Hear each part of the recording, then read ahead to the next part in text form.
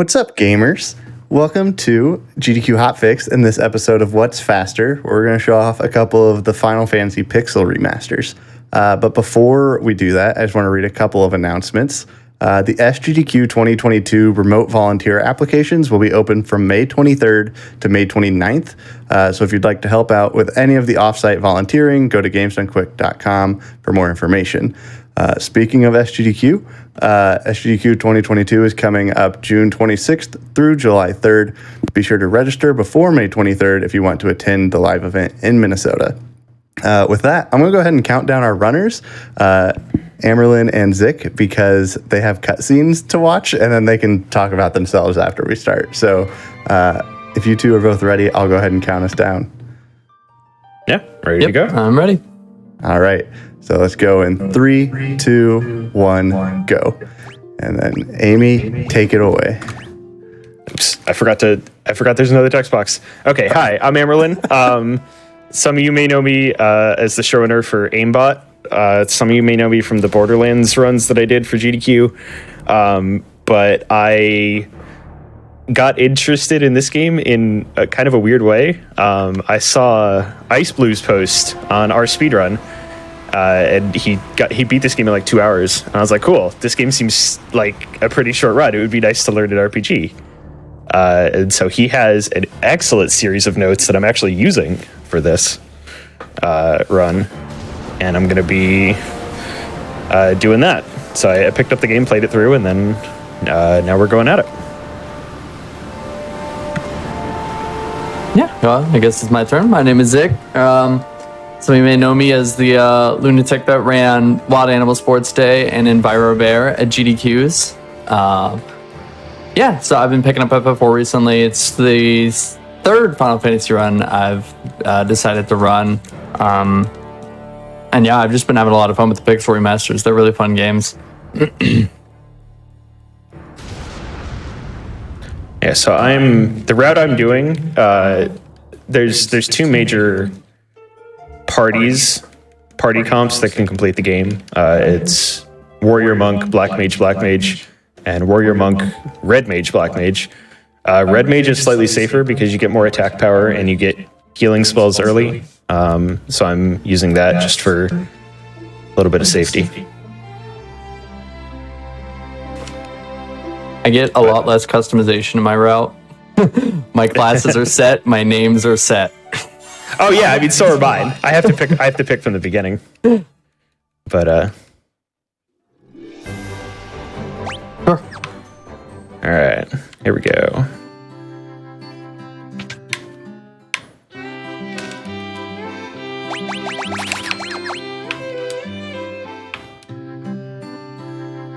Yeah, I was gonna start by saying like, oh, FF1 probably starts a lot quicker than FF4 does, but apparently we both start off pretty slow.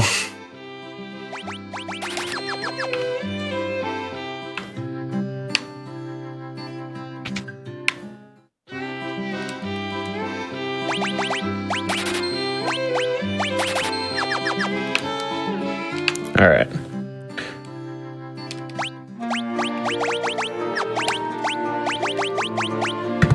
Yeah, the Final Fantasy IV Pixel Remaster has been it's been really interesting lately.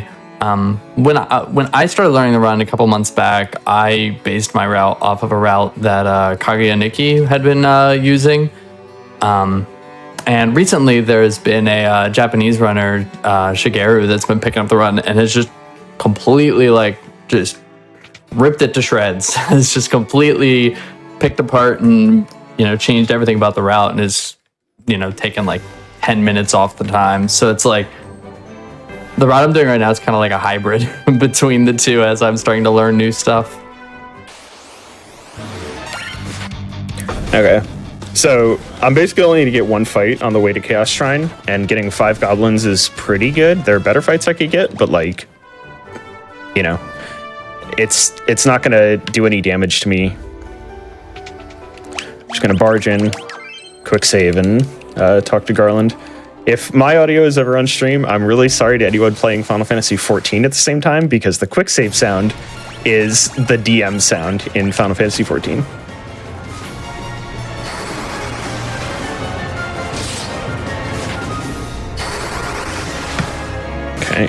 So I finally get to start my run over here. Just some configuration. I'm sure, Emerlin, I'm sure you do pretty much the same, setting the battle speed to fast, text to fast. That actually just stays, so I don't have to change anything. Oh, well, that's really nice. Yeah. The interesting feature in the configs is continue auto battle, which you can kind of get into auto battle later, but continue auto battle, there's basically an auto battle feature in this game, and continue auto battle basically means it will stay on for me between random encounters, which is super nice for moving fast. So I just beat Garland. It's pretty straightforward. If you basically just attack constantly, he can't actually hurt you, really. Also, I'm avoiding a soft lock that's present in the original game. If you don't talk to Sarah, you don't get the loot, and then you cannot actually complete the game if you go into the Chaos Shrine. But in the Pixel Remaster, they added a check where she stops you on the way out and gives you the loot. But now I get more cutscenes. See, I'm like invested in Final Fantasy 1 now because I finished playing through Stranger of Paradise last night. Oh, so it's got all that FF1 lore. Shoot, that was the joke I was going to make, is that this is a game based on Stranger of Paradise.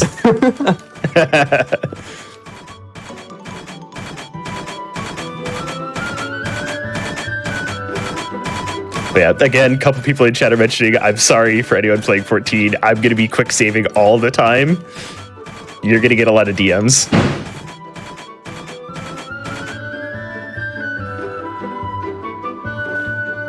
So now I get my bridge cutscene. I just had mine.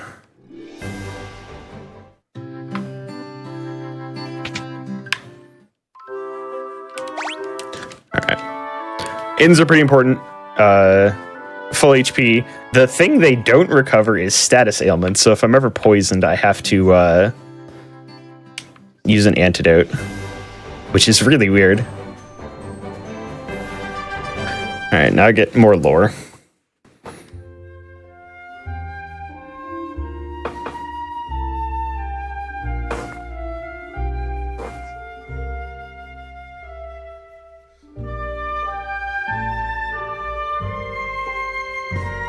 Like, you're not gonna read this to us? Oh, Amy gets to read too. Look at this. This scrolls so slowly, and there's no way to speed it up. Oh, I wish you could speed up some of the scrolling text. Yeah.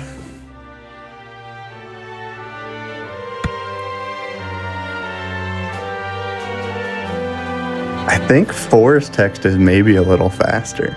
Looking at them side by side like this. Oh, making up time. Here we go. Yeah. Yeah, I don't know how much research has been done in any of the Pixel remasters for like language differences.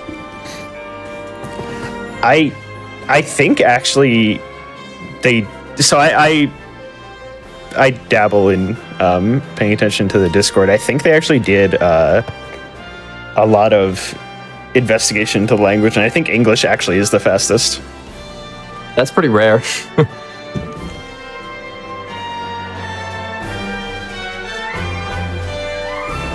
All right, so we're 8 minutes in. I finally get to start playing.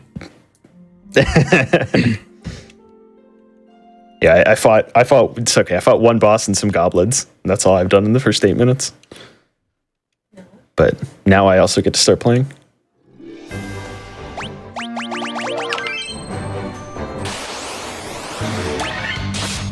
So I'm coming up on my first boss, which will be the Mist Dragon, and it's kind of a good way for me to kind of talk about the auto battle feature, where if you press square in a fight, you turn on auto battle, which basically all auto battle does is it repeats your last action for you, but it also runs the game a little faster. So if you're doing the same action over and over again, it's nice to just auto battle and let the game run a little faster.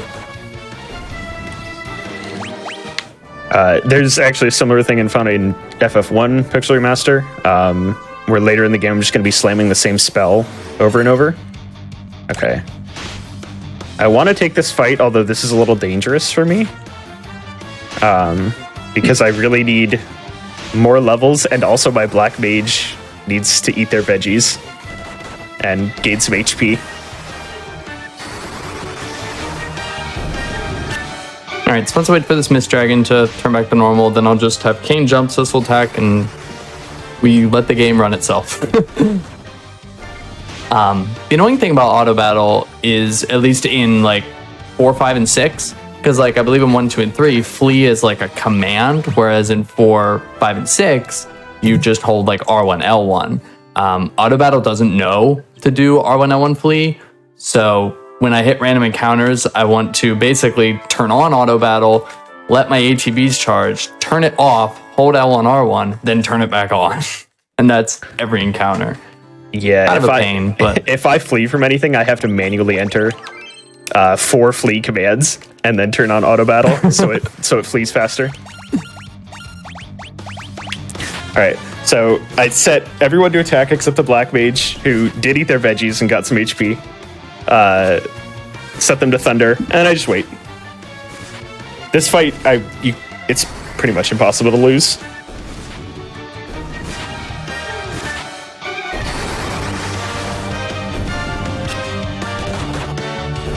So Final Fantasy 1 is really funny in that they don't explain a lot of the story. So you walk into Provoca, you beat up this random man, and he's like, "I'm sorry, I'll be a better person. Here's a ship." Cool. Very good. Now I can sail.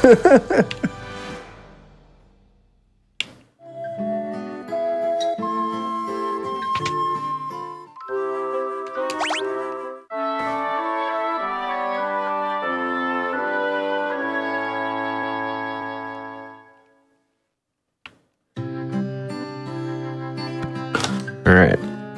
for me, I've just obtained Rydia. Rydia is not going to be useful at all until like halfway through the game. Actually, yeah, not until way later in the game. She's just here to vibe for the first hour or two.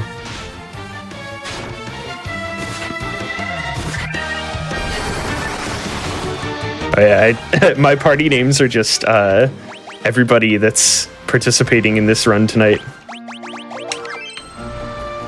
All right, so early game is super dangerous for me because I have no healing items. So basically, I'm trying to get back to Cornelia as fast as possible while not having anybody die.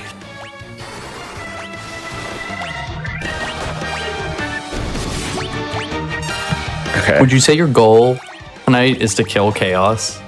It is. My goal is to kill Chaos. Please don't. Okay, didn't hit the Black Mage. Good.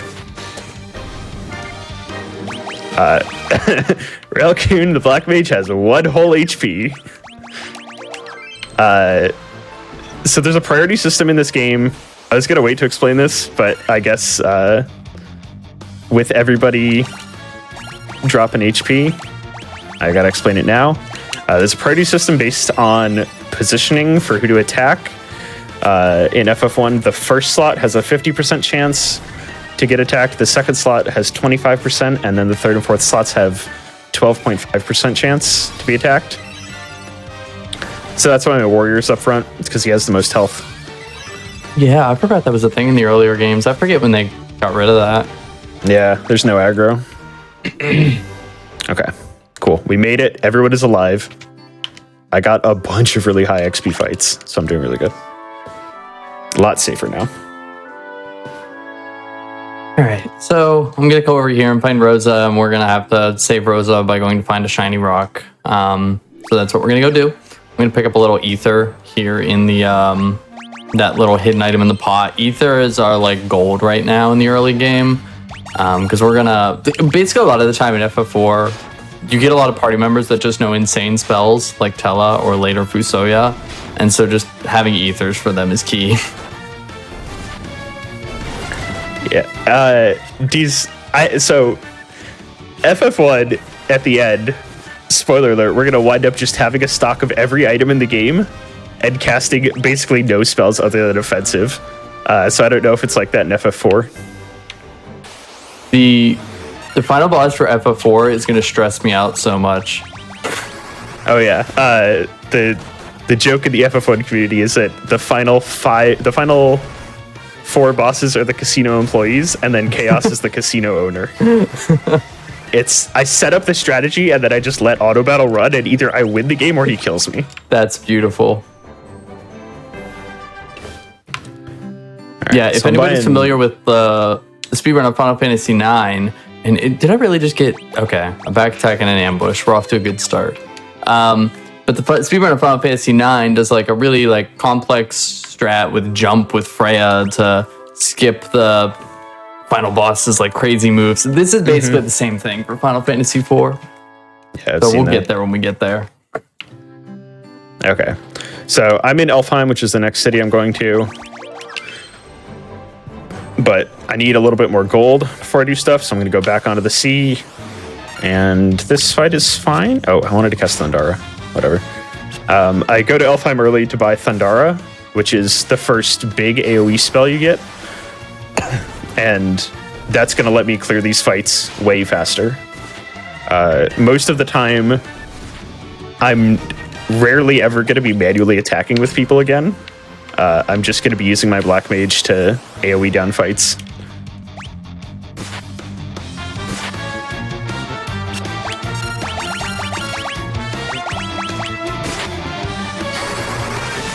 So that's why it's faster here for everybody to defend, and then my Black Mage just casts Thundara, and then I win.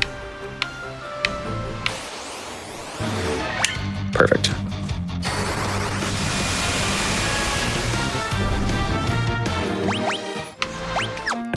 1.8, cool.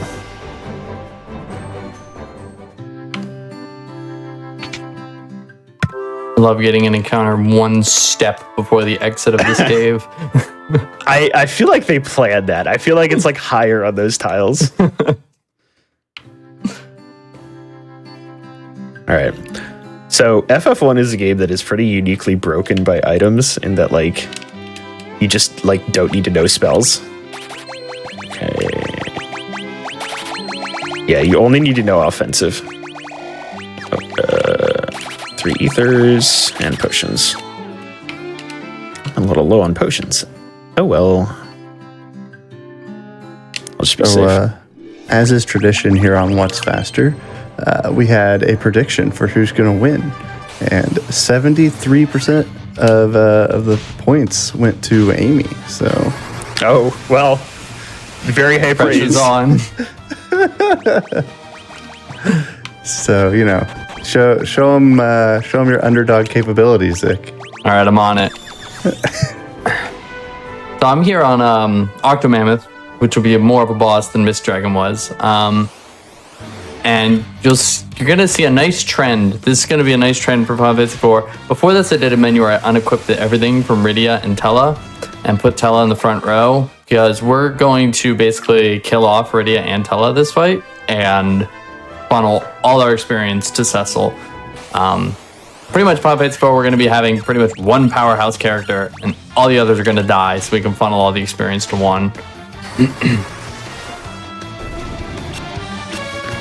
Yeah, I'll explain the specifics of my party setup in about 30 minutes when I set it up. But for now, it's just the monk is really good, the black mage is really good, everyone else is kind of there. Come on, Rydia has 30 health. Just hit her.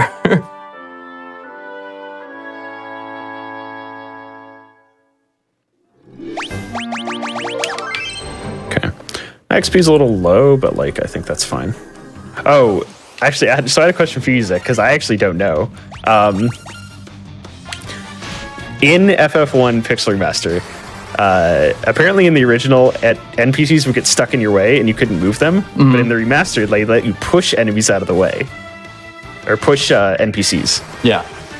Do they do that in 4? They'll move if you move into them, yeah. Because there's like 1 or 2 that sometimes get in the way when I'm doing runs.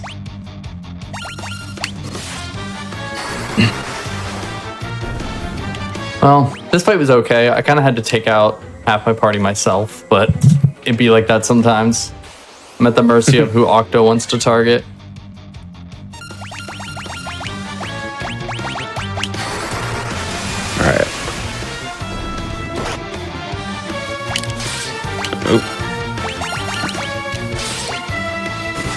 Oh, please don't kill my black mage.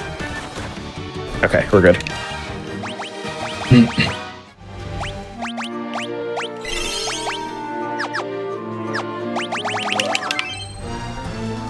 Yeah, so I'm pretty much quick saving after every battle in the early game because literally every battle can like kill me if something goes wrong. And also I really just don't have the funds or the items to waste on like Phoenix downing a party member if they die.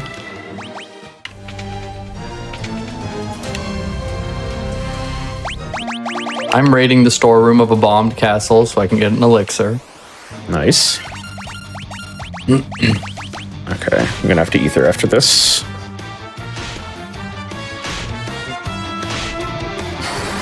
Yeah, so it's just defend on everybody, and then Thundara, everybody dies. Boy, I'm using a lot of antidotes. Alright, we're about here. Everyone's famous classic Final Fantasy IV line. You spoony bard. I forget there's dialogue in other games because there's literally like no dialogue in this game.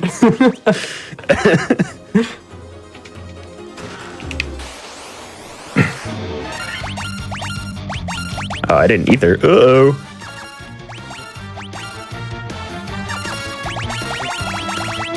Alright, we're gonna try something easy. There we go. Well, FF4 has a lot more dialogue, but one of the nice things about the Pixel Remasters is that you can advance text boxes with literally any button on a controller, so you don't have to just like mash. Like I can literally spin the joystick in a circle and it advances text. That's really nice. Yeah. The only thing that I found, which is kind of a bummer, the scroll wheel does not advance text. I was just gonna hook up a free scroll mouse and just scroll. Oh my god, everybody's getting poisoned. Okay, well I know Thundara is for the way out of this cave, so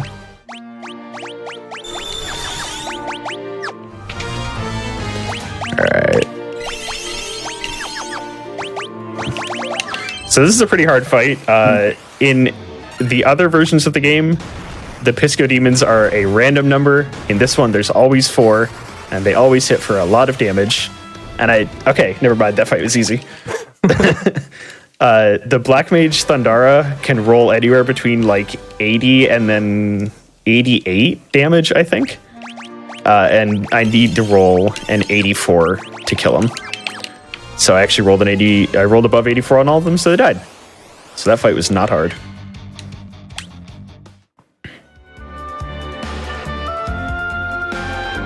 Yeah, I've done some runs of the PSP version of Final Fantasy 1, and I remember just the most stressful thing about that run was it had the unrunnable random encounters.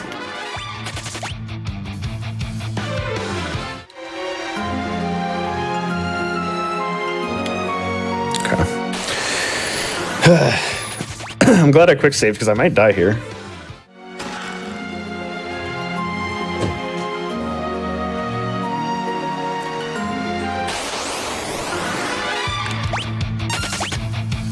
So, small, silly fun fact, preemptive strikes are actually slower than just normal encounters, so that kind of sucks.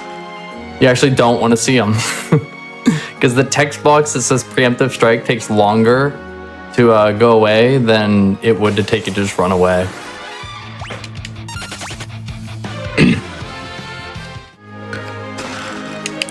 And actually, conversely here, I want preemptive strikes because my Black Mage is so slow that if I'm defending with everybody and then just AoEing the group down, that instantly ends the fight. Okay. I'm sure everybody is surprised. I'm sure you can guess why. Edward's now in the front row and has lost all his equipment. It's a bad omen for Edward. Okay. All right, I'm gonna have Rydia actually have some use here and summon a chocobo. I probably Keep could have chocobo. taken this fight. Okay. I am running on extremely low health getting out of Marsh Cave. This is a bad fight. Did I quick save?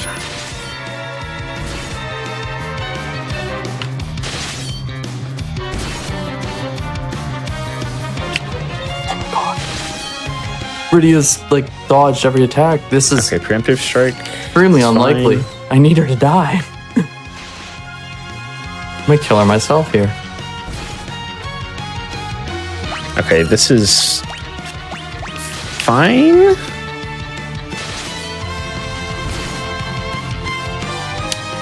I don't think Just I've don't hit ever the had red to kill my mage. own party member in this fight for Rydia. Okay, cool. Okay. Made out of Marsh Cave.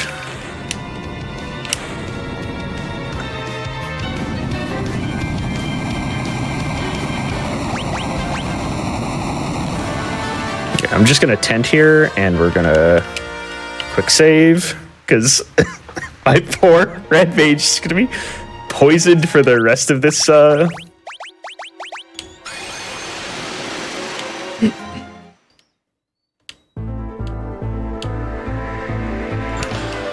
we go. Need to set them all to attack.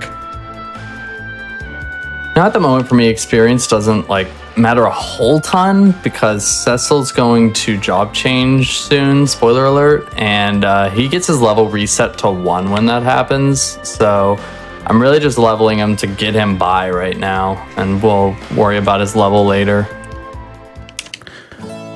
I'm really sorry to my audio right now because it's just poison audio all the time. Because I ran out of antidotes. Legitimately, I've never done this before. I've never run out of antidotes here. There's a part later for me where I'm pretty likely to get poison, but the poison ticks in this game, they're pretty sad. Like they don't really hurt you, so we just run through it. So there'll be lots of poison here later. Okay. All right, cottaging up for the Astos fight. This is I think the part in Stranger of Paradise where Jack walks out of the room playing Linkin Park.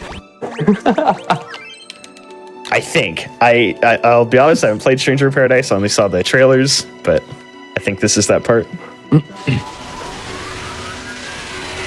They gave a lot of like backstory and lore to like a very minor boss like Astos. Yeah. All right. So now we play the RNG game of will he kill me before I kill him?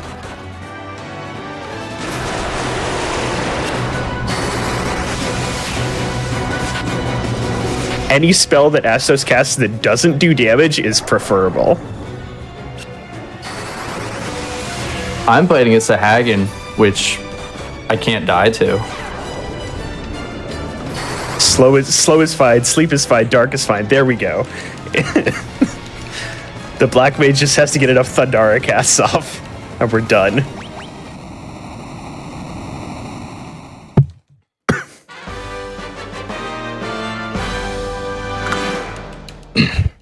All right.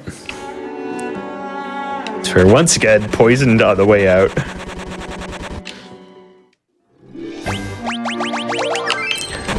This is probably going to end with, like, the Red Mage dying, but we're on the way back to, Okay, I'm out of Thundergrass. We're on the way back to Elfheim, so I'll just buy an antidote there and get him up.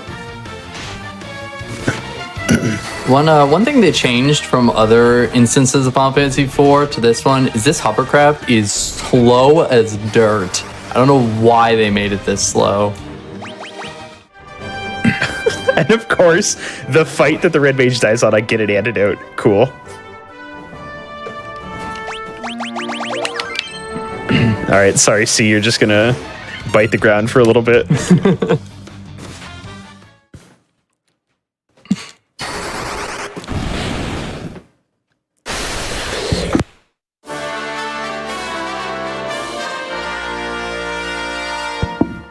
Sorry about that, a little bit of cough. Dude, I think this is the most I've ever been poisoned on a run.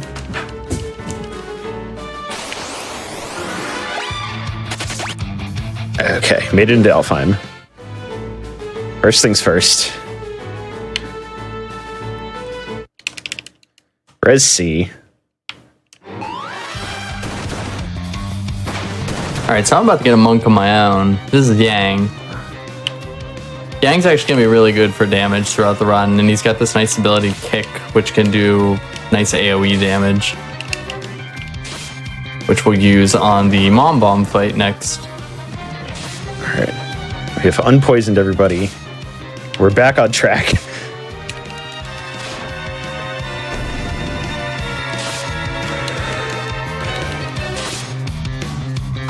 The only thing I find a bummer, there's a lot of like scripted battles within like Final Fantasy IV, and you can't use the auto battle feature through them, so you just have to watch them. Yeah, I actually didn't know until someone told, like, I was playing this on my Discord and someone told me that the monsters that you can see on the Pixel Remaster overworld used to be like invisible tiles that you would step on, and then you'd have to fight that encounter. I had no clue. Because now it's just you talk to them and you fight them.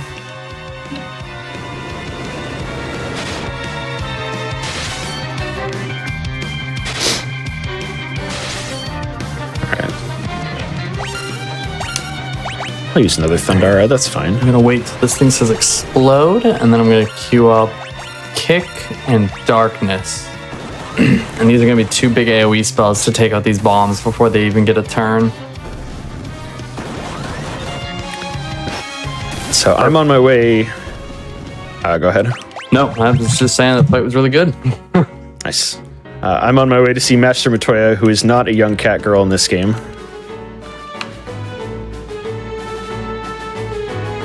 Some of the stuff in FF1, I honestly like. So I played it blind my first time. I don't know how people were meant to find some of this.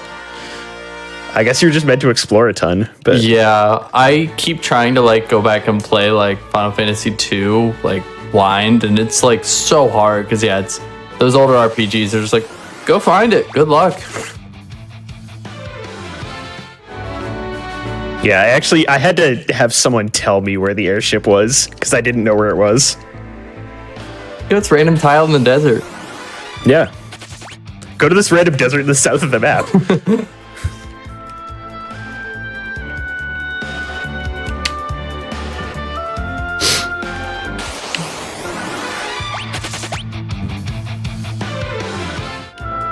Ambushed. Ugh. All right, so we're gonna remove all from Cecil and just give him a weapon. It doesn't bode well for Cecil and his fate coming up. My dog is doing something behind me and running around a ton. So there's a lot of thumping behind me. I'm really sorry.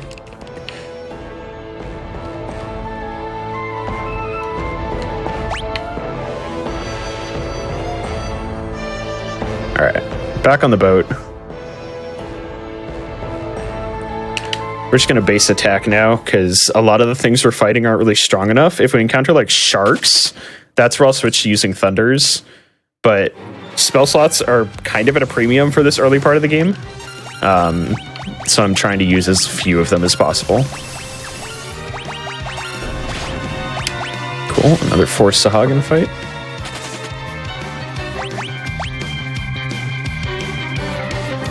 So there's going to be like 6 battles here in the Castle Fabul invasion. So the first one there, I have Edward throw an Antarctic wind to AoE everything, and then Cecil Yang.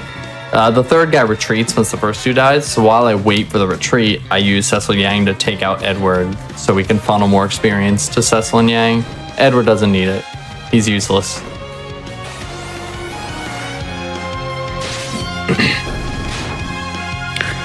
So one of the things that I learned apparently in the PSP version of this game is that there's an equipment swap glitch you can do with Black Mage, and apparently Black Mage just hits like a dang truck. Oh, it's so beautiful. If you melee, yeah.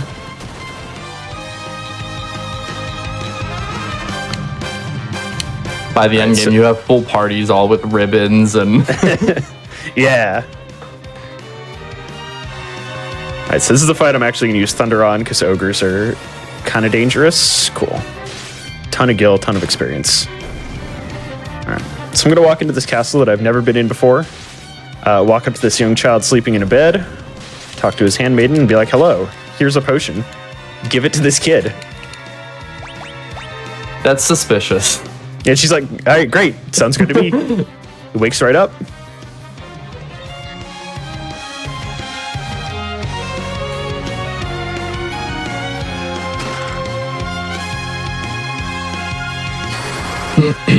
And he gives me a key. The movement here is really precise. There we go. Like one tile further and I run out of the map and it makes me leave. And then I have to come back in. It's just really embarrassing. But one of the good things is that there's any exit is an exit. So as long as I just walk out of the map, it lets me leave.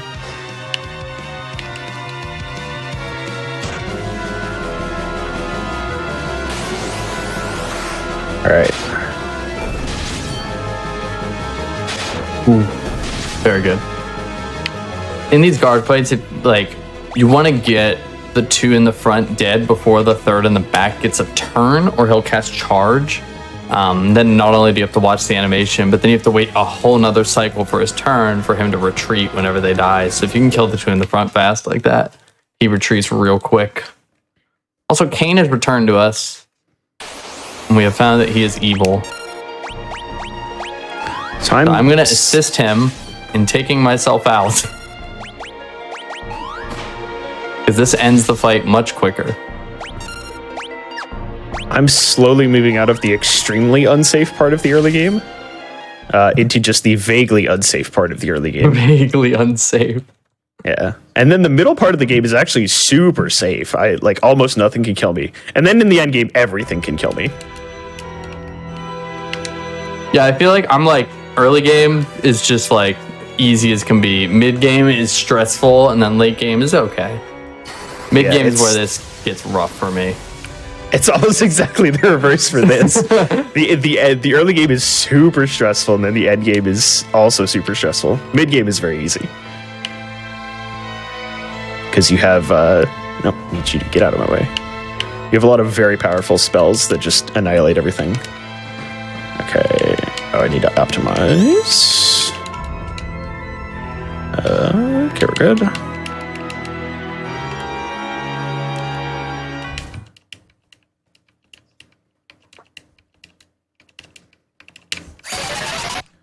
All the animations, like the water and the lightning and fire and stuff, look so good in the Pixel remasters.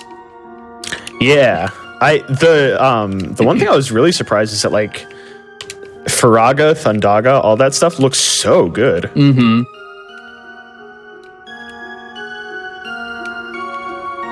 Okay. Buy a lot of things, then run out of the town.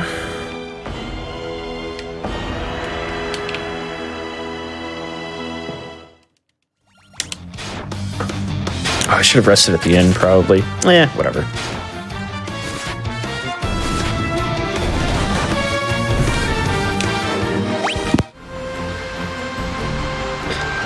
Alright, I bought myself a very specific amount of 25 potions and 7 Phoenix Downs. This is pretty much... Those 25 potions are going to take me to, pretty far into the game, hopefully. Meanwhile, I just bought 35 potions, and that's my next maybe 20 minutes. I'm going to pick up that 10 for safety. Yeah, we're going to do safety 10.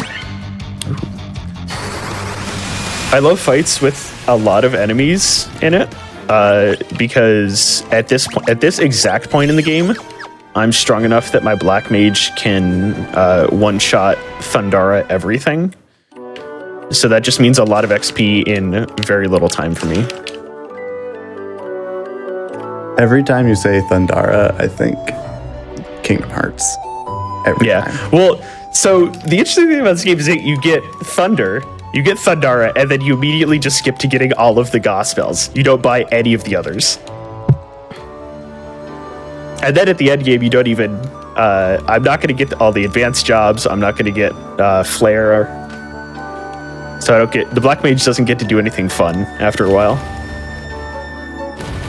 I just skip right to the God spells because they just hand you a party member that knows them pretty early on. Yeah, my end game is just the monk punching everything to death.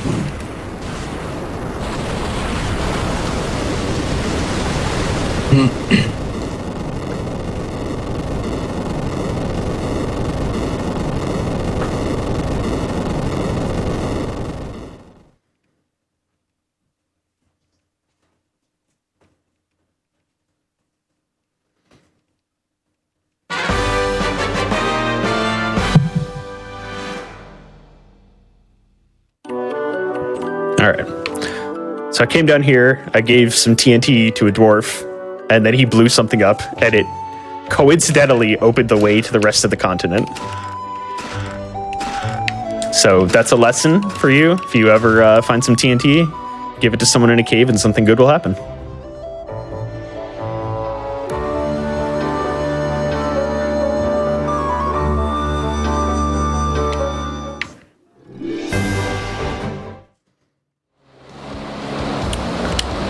We'll just Thundara again. Meanwhile, I'm losing half my party to a Leviathan.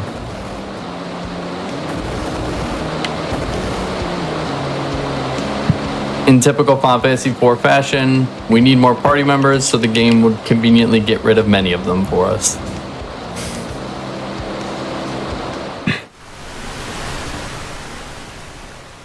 So yeah, one of the things that I didn't really realize about 1, and it's funny for me to explain a lot of this because like I only just beat the game casually like last year and then started speedrunning it.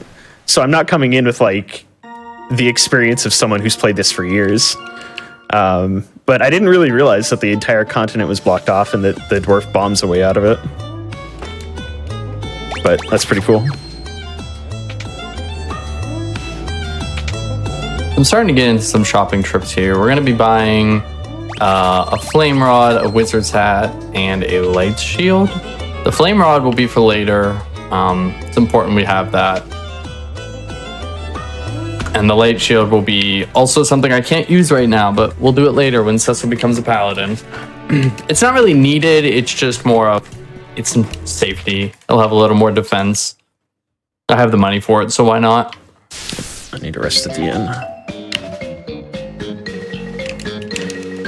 So part of, basically, in FF1, you pick up a bunch of gear out of chests all the time because there's the mystic key that you get that unlocks chests around the world. Most of that gear I'm just going to hawk immediately to shops and not equip it. You might say, Emerlin, why are you doing this? You have a warrior. Well, the warrior right about now is going to stop doing things. And I'll explain what that means when it happens.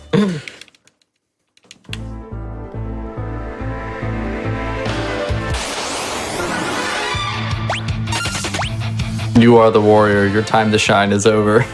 Yep. I was sitting in the Discord with everybody before the stream started, and I said, hey, who wants to be named what? And everybody picked every other class other than the warrior, so I get to be the warrior.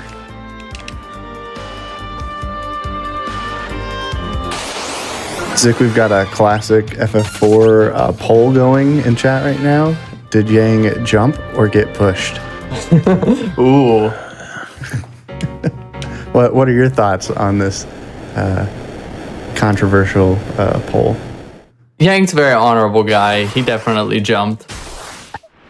Well, chat disagrees with you pretty significantly. 78% say that Cecil pushed Yang. So It's okay. I believe 70% doesn't think I'm going to win either. that's true.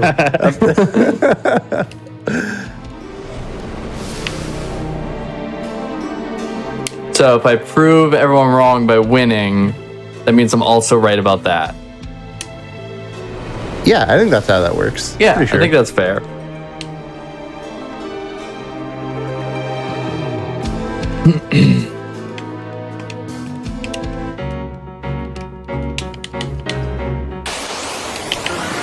So I'm going to be quick saving a decent amount through this cave.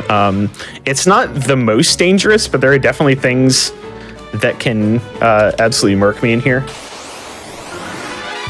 Also, if you're a real FF1 head, you'll know that I bought Faraga on my Red Mage, who cannot cast it yet. That's fine. It's for later. The Red Mage just isn't high enough level to have a level 5 spell slot, I think.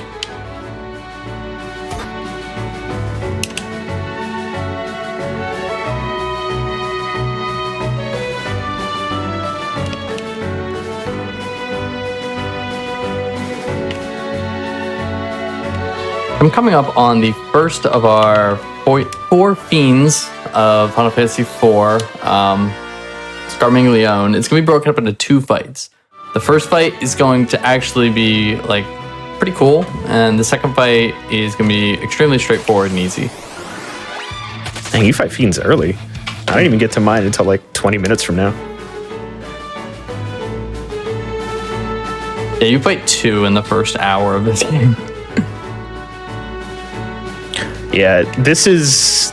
One's route is mainly geared towards pushing to the airship as fast as possible. Alright. So here's our first fight.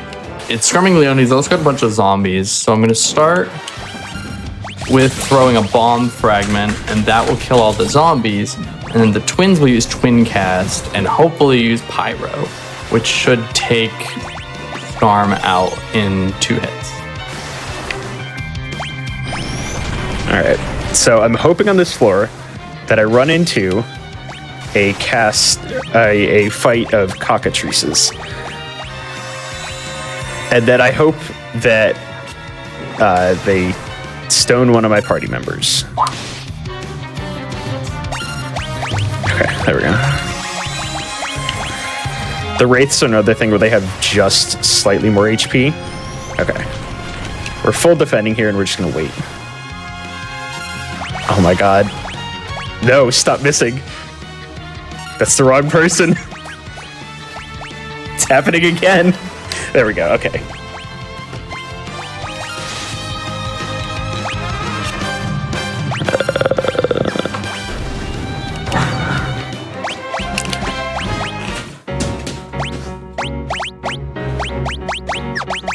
We'll just take the slow way out of this fight, that's fine.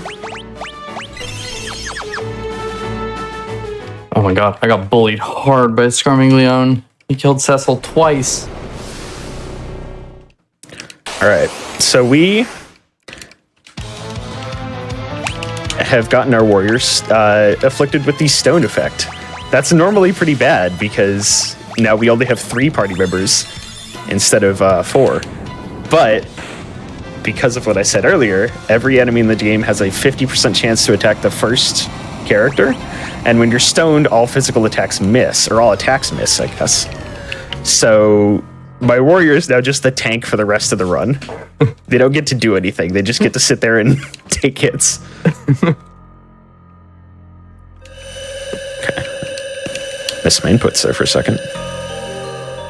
So Screaming Leon is Final Fantasy IV's obligatory zombie boss, so we can throw an elixir at him and he dies in 1 hit. Every Final Fantasy has to have a zombie boss. One doesn't, which I find really weird. Yes, you're right, yeah. Maybe there's an optional boss somewhere, but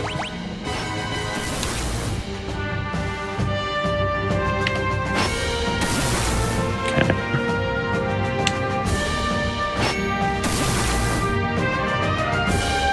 I did have 1 Thundara left. Okay. Someone in chat asked, they sit there stoned for most of the run? No, they sit there stoned for the rest of the run. I never unstone that character. They are going to be like that until we fight Chaos and kill him.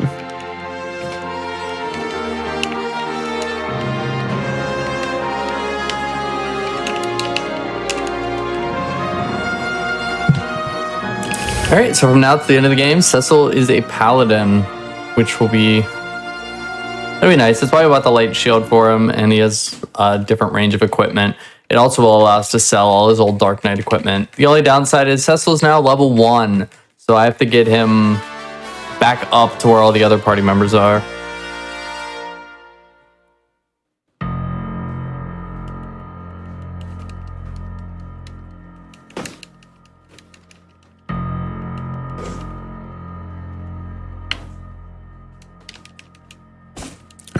So this is the only dungeon in the game that does this. I have to do Cavern of Earth twice, actually. Once to grab this Star Ruby, and then I leave the cave. And then I have to come back all the way through it again. And with a secret rod that I get from an old man in a cave. And unlock the rest of the dungeon.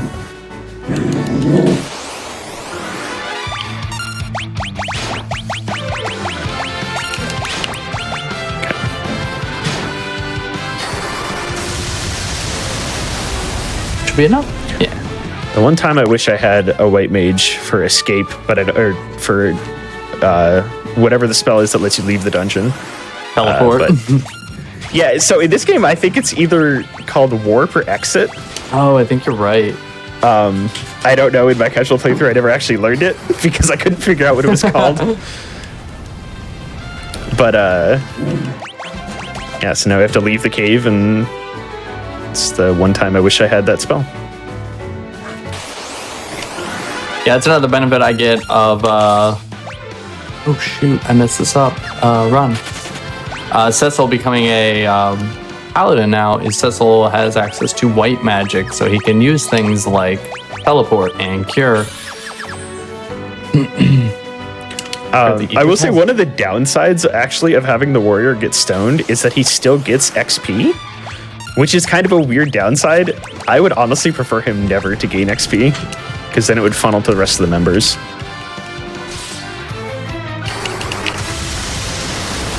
But yeah, whatever.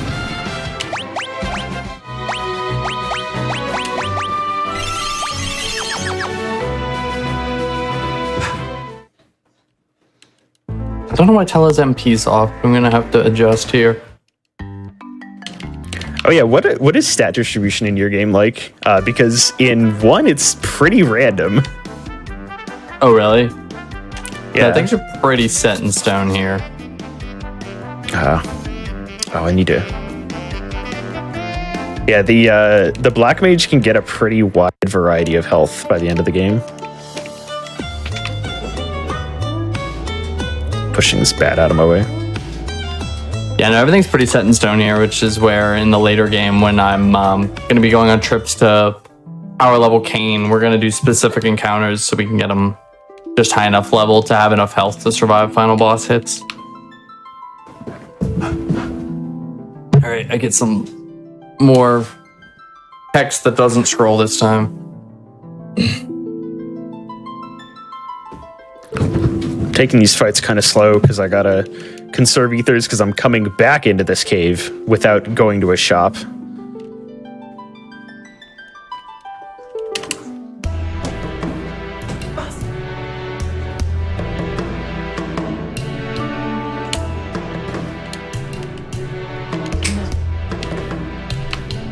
Yeah, sorry to everyone who's seen. I guess not sorry to everyone who's seeing my dog run around in the background.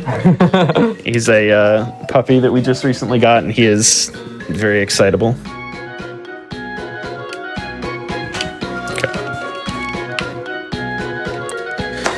Okay, we're at Earth Cave for the first time.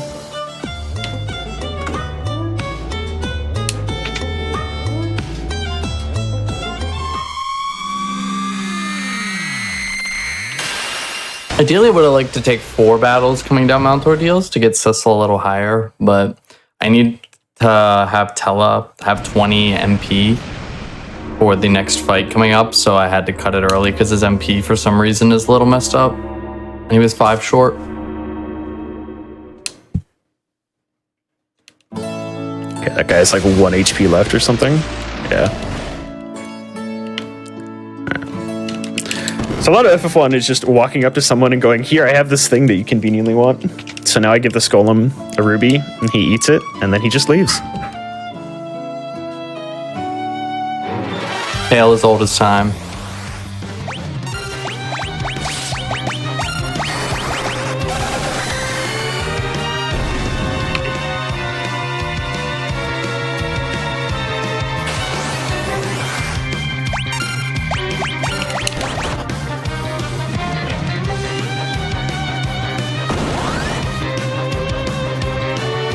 I'm gonna wait till Yang does 2 kicks here. So that was 1.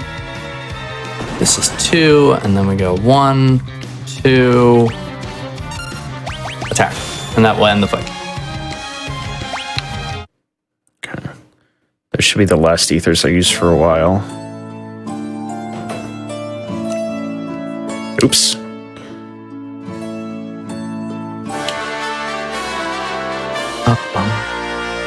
I get to do a massive menu, just an absolutely huge menu. It's an entire page of my notes. Nice.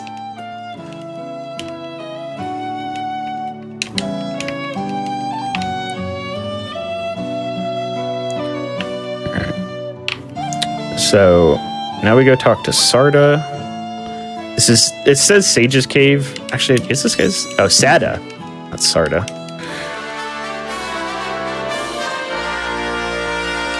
And we got the rod. Now we're going back into the cave.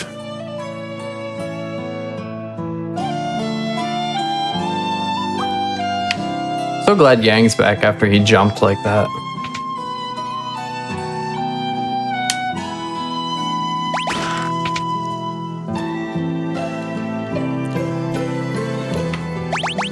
Alright, so the ideal for me, because of how spells work in FF1, because there's in Pixel Remasters specifically, I know it's different for every game, there's a spell slot system.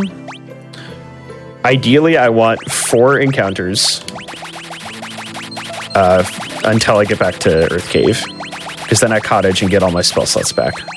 Otherwise, I either have to ether or manually fight. Oh, and I just blew another Froga. Alright, 2 encounters, never mind. Okay.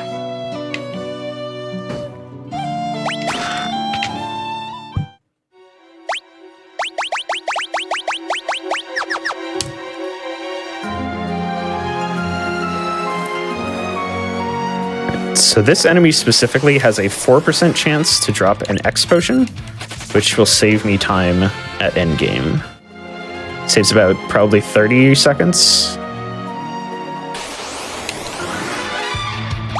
Did not get it. Okay. I've gotten multiple preemptive strikes back to back, so if you want any, I can send some your way. I would love them.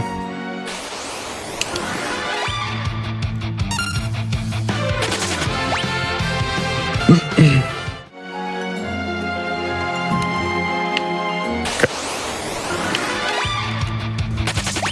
Cottage.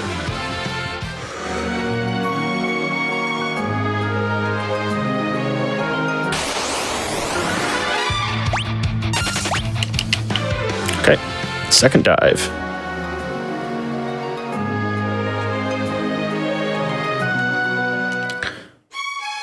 Okay, time for actually one of my least favorite fights of this game, which is Bygone. Bygone is extremely brutal. And I need to do it in such a way that... Because once we cast the first spell on him, he's going to cast Reflect, so I need to basically make that spell count. And then never cast another one.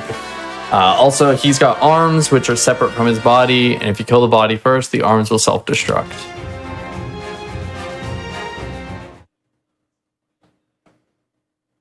So I'm going to take out Palom and Porum because they don't need experience, and Cecil and Yang are going to do most of the heavy lifting here. So Cecil attack an arm, Yang attack an arm. Alright, so the monk is now doing enough physical damage that he can basically one-shot pretty much any mob in here. So if I ever get a fight with just one enemy, I'm just gonna mash attack and hope he goes first.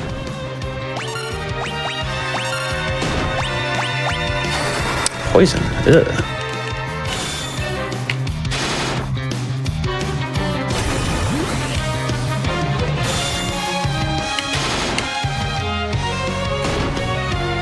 Actually an argument here for me to kill Tella too, and then just revive him afterwards, but we'll let him be part of the action too.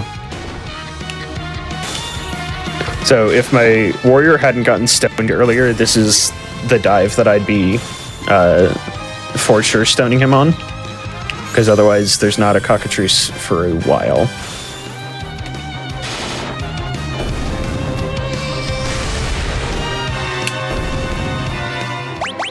Oh my god, Cecil on the side. This is where we use the red mage Faraga. Less powerful, but still good.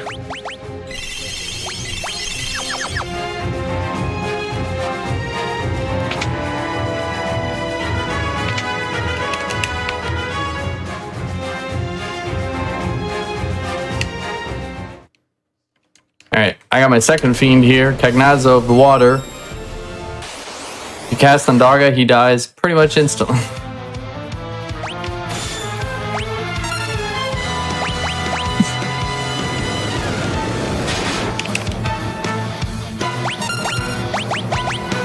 Oh, this is awkward. I might die. Yeah, it's fine. Auto battle killed me. Dang. Continue auto battle does not work on bosses, so it throws me off sometimes when I start the fight and it's not on, and I press the button to turn it off, and then it turns it on, and then does things I don't want it to. Okay, now we're fine. Okay. Now we're going down to the secret 4th floor.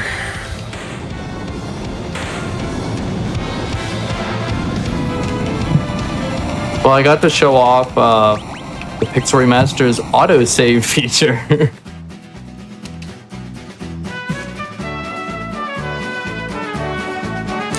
I'm running a little low on ethers, so I'm going to try not to be using many of them as I go through this. Preemptive strike is good.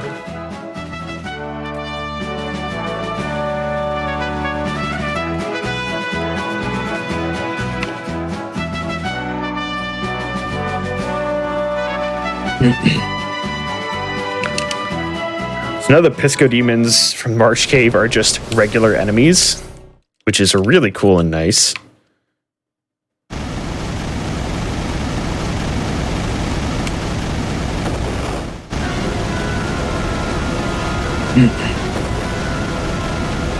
So I need more party members. The 2 of them have to go. The Pal and Porn are about to become rocks. They're living the warrior life over here. Excellent.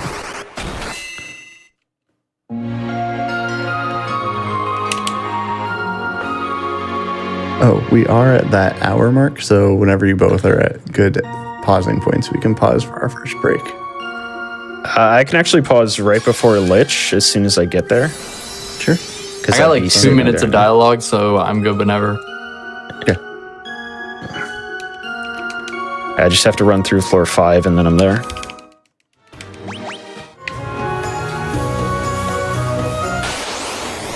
Of course, I'm going to run into every single fight on the way there.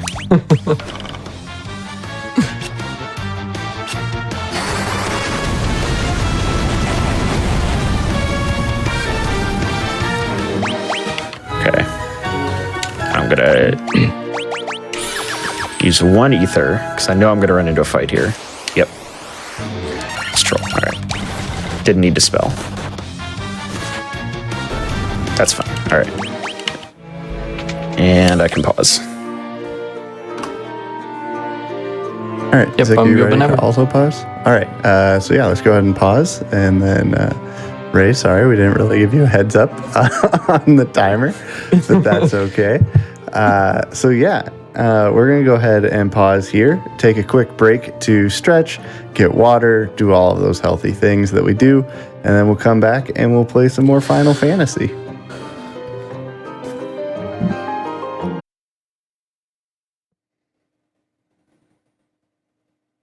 All right, welcome back, everyone. I hope you had a nice little break and you made sure to get yourself some water.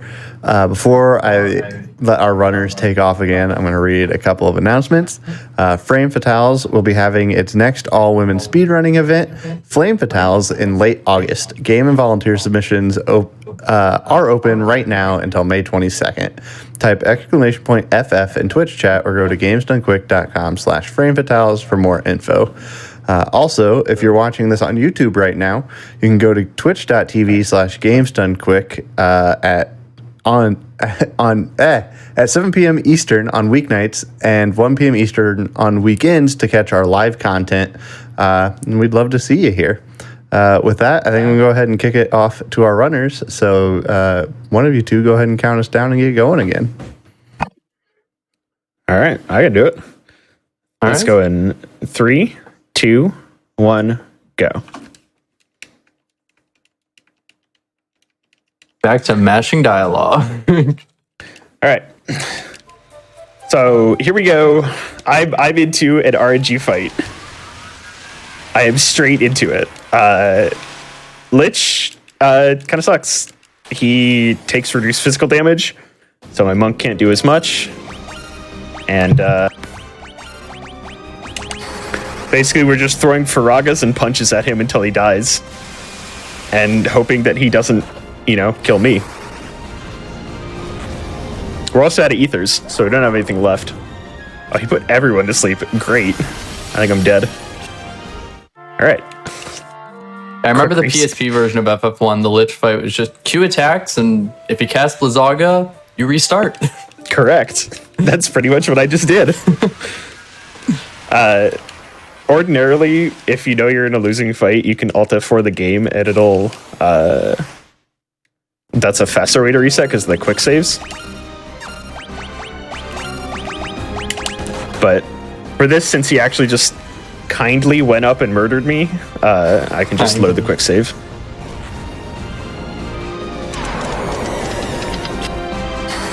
Slow is fine. Sleep is also fine because it missed. Got one more Faraga.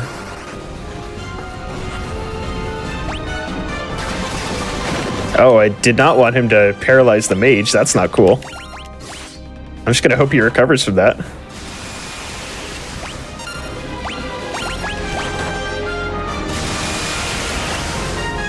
Or he's very kindly just gonna full party wipe me again. Cool. Alright, please just kill the mate. Please just... Thank you.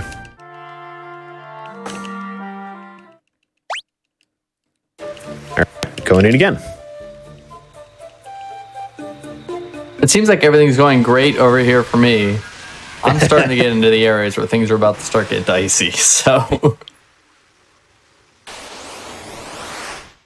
I'm heading into the magnetic cavern, whereas basically I'm not allowed to use items that are metal, or that character will be paralyzed.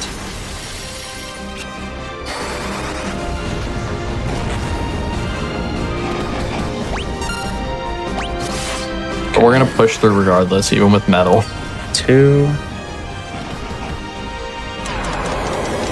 Slow is fine. Again, any attack that doesn't hurt me is what I want.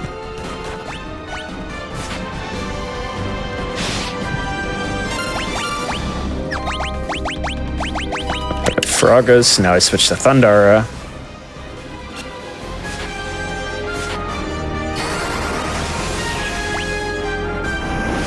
And he kills me again.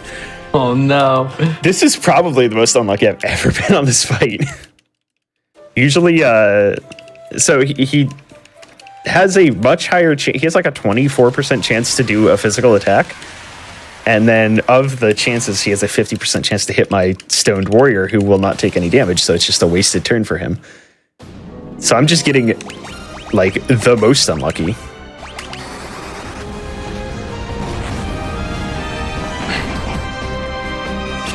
There we go. One wasted turn. It's okay, I'm stocking up I'm stocking up RNG for the chaos. The Chaos Casino. Yep.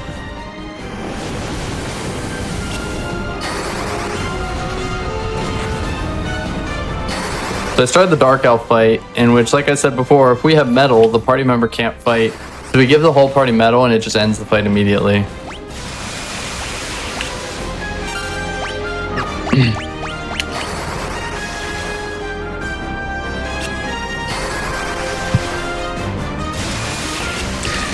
Man.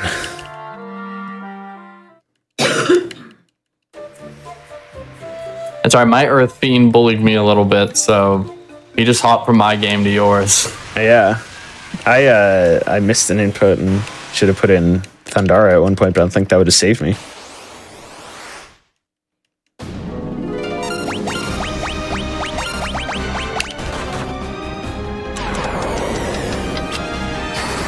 It's funny, in like literally every practice run I did, it never went this badly. It was like, cool, just fell over.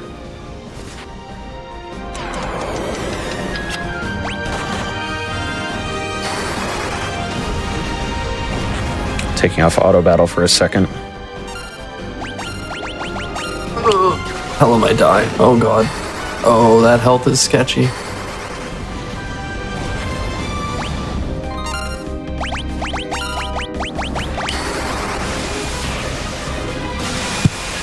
Okay.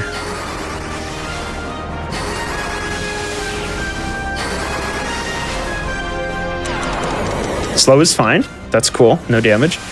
Thundara is not cool.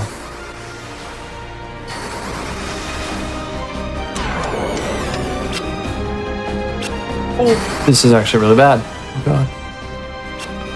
Please don't die.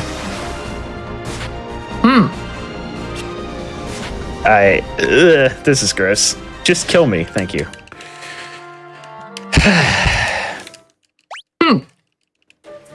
I had something awkward happen, but I don't think it'll be a huge deal. Vessel's not supposed to be dead for that fight, but it just happened to be like that.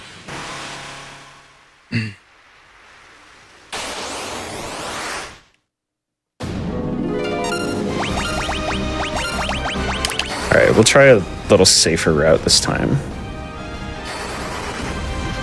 Oh wait. Magic. Oh well. For a while, for the last like half hour, I've been debating for the next boss if I was going to do a newer strat or an older strat. And I got a tent just in case I wanted to do the older strat. And now that Cecil died, we're doing the older strat.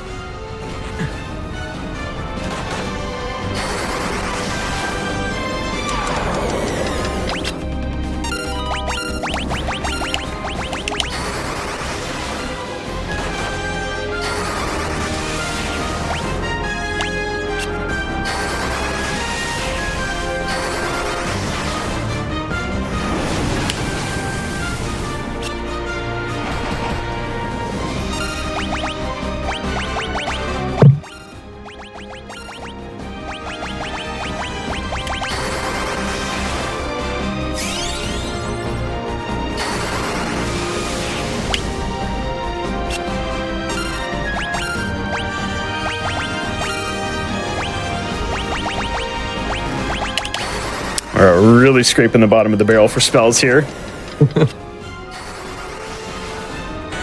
There we go. Okay. We are past it. We are good. Nice. We're out of the Lich fight. That's probably the hardest of the initial 4 Fiend fights. The refights are their own beast. But that one's rough specifically because you're at the end, like, you have to do Earth Cave twice. And so your supplies basically just have to, like, I'm out of supplies. I have nothing at this point.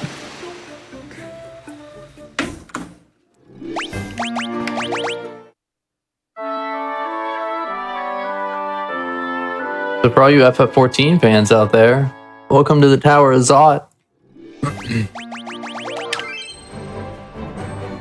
I feel like that's a dungeon in it. So the sad part is I play 14 regularly. I do raids in it, but I don't know any of the content in it because I only do raids.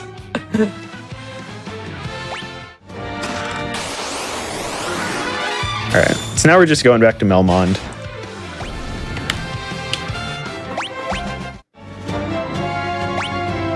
Yeah, so someone in chat was asking why Amerlin is... My character, Amerlin, is stoned. Yeah, like someone said, they have, enemies have a 50% chance to attack the first party member. And that just means it's a wasted turn for them, which is pretty nice. Okay. 2 silver amulets.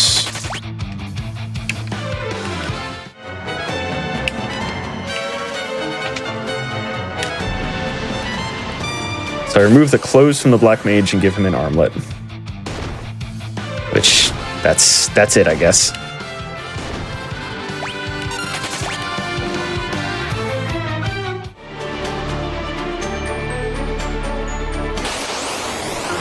I'm going to be fleeing from most sea encounters now, because the experience from them isn't that great. This is one that is great, though.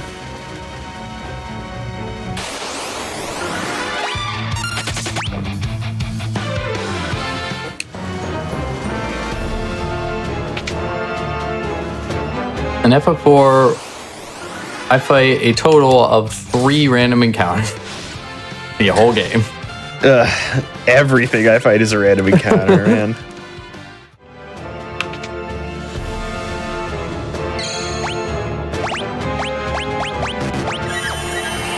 What am I doing? It's just hit auto battle.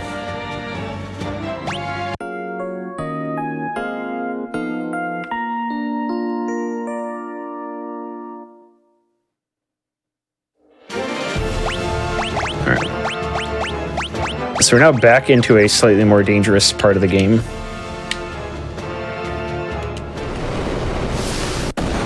Okay. I am at a very dangerous, stressful boss. The Magus Sisters is 3 bosses that all need to die around the same time.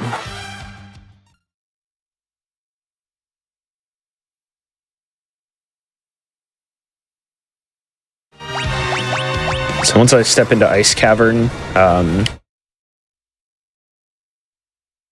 although at that point I'm somewhat on level enough to kill everything in there. So that's the last time that, for a little while, that anything is super dangerous to me. Okay. To answer a question that was asked, in the Pixel Remasters, tent does not bring back dead party members, actually. Yep. I've made that mistake before. Doesn't in 1 either. Alright. Let's buy stuff.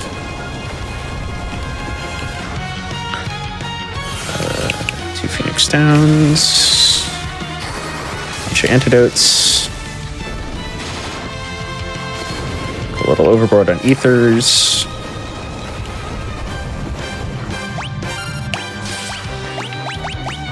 Alright.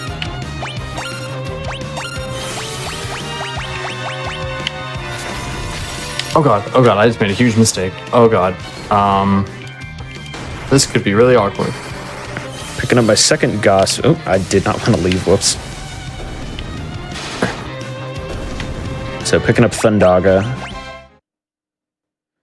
And then heading over to the Circle of Sages. And you don't actually have to talk to everyone. You just have to talk to this one guy. And he's like, here's a canoe. And everybody's like, all right, great. See you later. I just got insanely lucky. Oh my god. You're fighting 3 bosses, you take out the front and the back at the same time, and then you reflect the Thundaga off yourself to hit the mid. I cast the Thundaga early before I killed D2, and I got my, 1 in 3 chance that it actually hit what I wanted it to.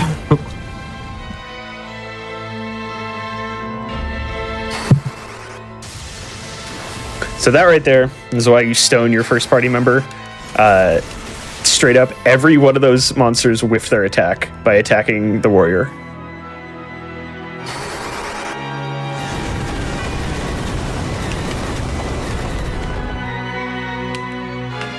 Congrats. Tele casted Meteor. Tele wants to cast Meteor as much as Jack Garland wants to kill Chaos. So I'm on the river to the Ice Cavern. This is a surprisingly dangerous place.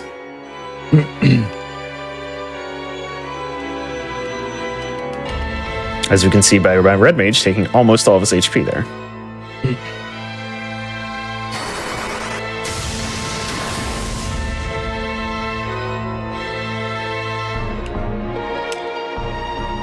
We're going to use a couple Thundagas.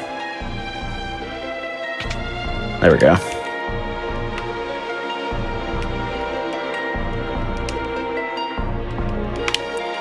we're just gonna make sure everybody's full health all the time.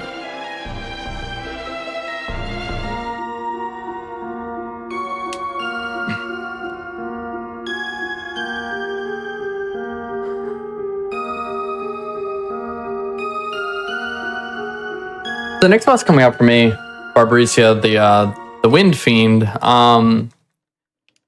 a little bit RNG for me. I'm not really in any threat of dying, but there's just such a high chance of missing a lot that I'm gonna basically set up my attacks, and then we're gonna put the controller down and hope to God we don't miss a lot.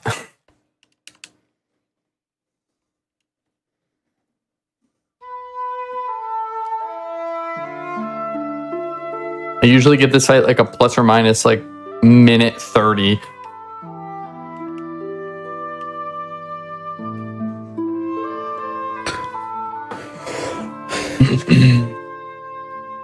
So I'm just tenting. Tent recovers half of your spell slots. Cottage restores all of them, and then also some health. The health isn't really the important part for me. It's the spell slots.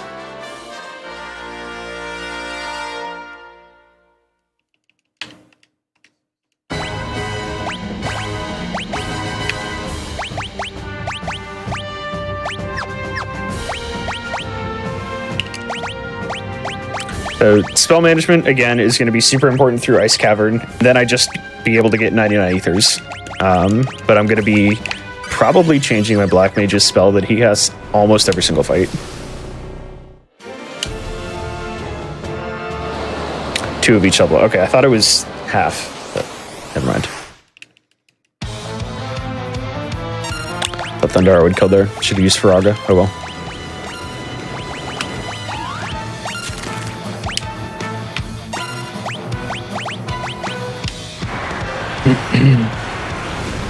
Alright, so I'm going to open the Fiend Pup by throwing a Spider's Silk Umber because he has to use Slow, and then Cecil uses a Hermes Shoes on himself to give himself haste.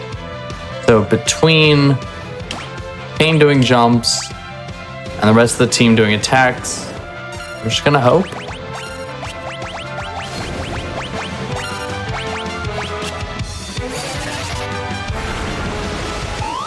Okay.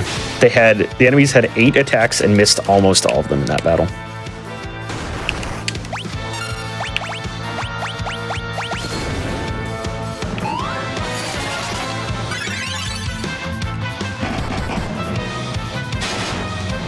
Oh my god, what am I doing?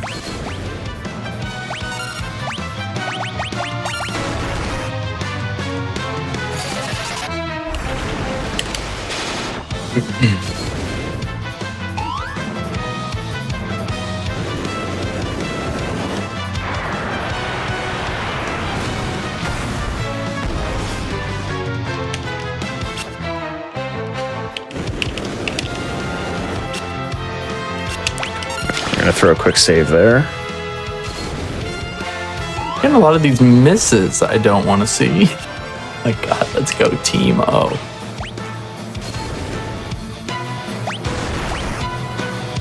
Not really encountering anything that's weak to fire yet, so I haven't had to use a lot of Faragas.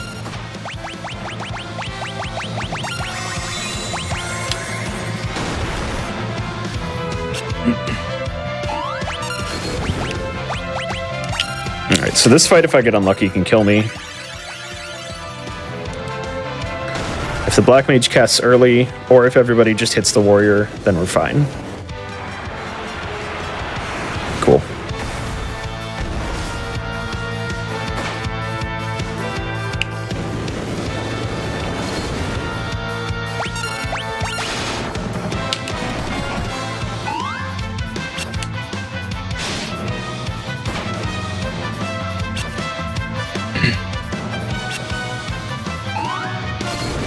Someone please land a hit. There we go. Oh my god, Sid, 87, what is this?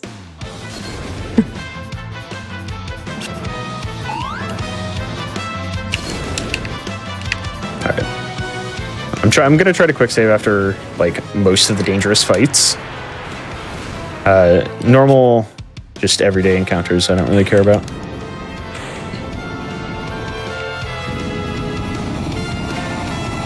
I think there's only one boss for me that I really need to save for because the autosave sucks. There's like 2 back-to-back bosses and you get a pause in between them, but for some reason the autosave only, because the autosave only when you enter a room triggers, so if you don't quick save between the 2, the game's like, have fun doing them both again.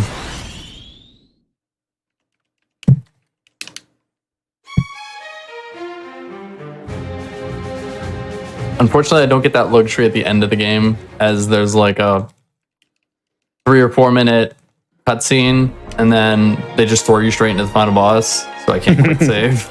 Yeah, I'm really glad that Chaos particularly is a quick reset if you die to him. Chaos doesn't need a monologue. He has about 15 seconds of dialogue or so. Which is a lot for FF1. Yeah, where he's like, I was that guy that you killed, you know, in the past. Now,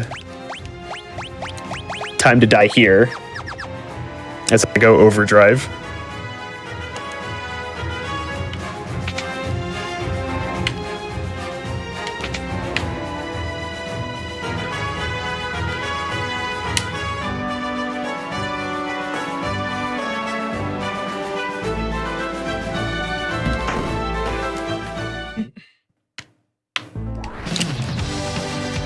I took too many steps there.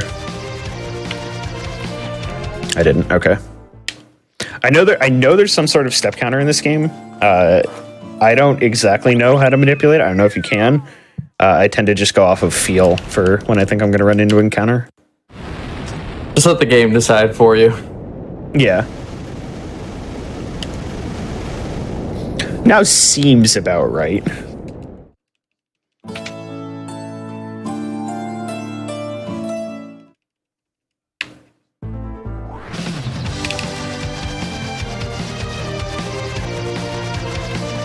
I gotta be really careful here. I've done the embarrassing thing of fall into the hole again. And then I don't get to fight this boss. Alright, good boss. Evil Eye has 162 HP. Black Mage hits Faraga for about 180. Bang.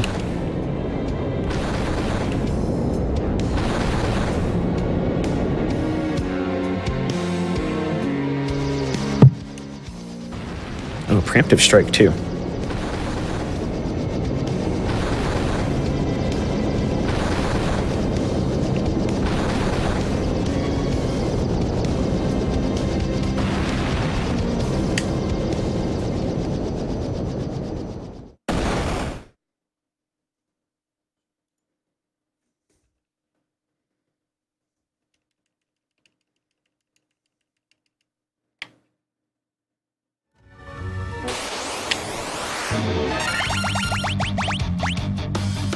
Oh.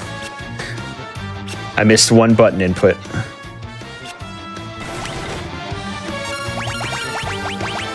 There we go.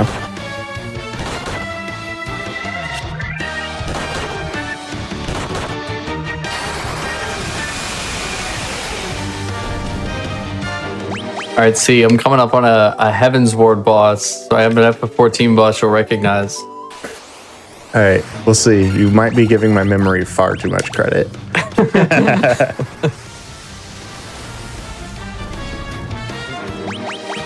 So this should be a pretty straightforward fight for me. A lot of the fights in the mid game now are going to be sending Cecil and Kane into Berserk and just hoping to God they don't get wrecked by some of these bosses.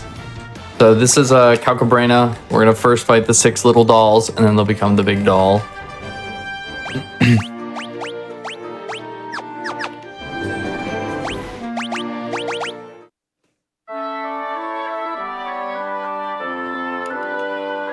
Alright, we'll tent just to be safe.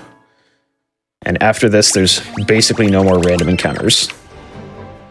This is where I get the airship. Ambushed? Ugh. It's easier for my team to take out the front dolls because they're a little weaker.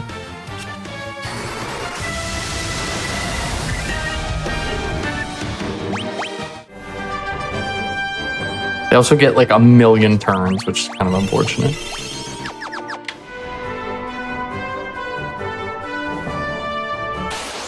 I should have held that. Now it's up to watch Cecil's health here. I need him to stay at a reasonable level because we're going to get thrust into another fight right after this. And if I don't take care of Cecil, we're going to be in trouble. Good.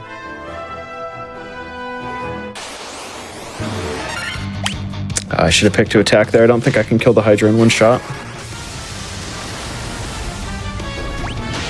Nope. Alright, we're good. 586. Kind of low.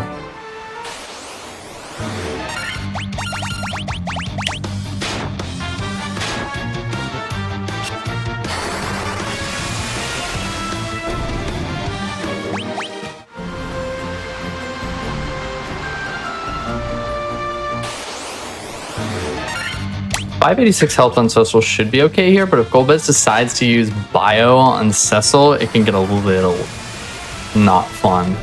I may, for safety, just have Rosa throw Cure here at the start before she gets knocked out.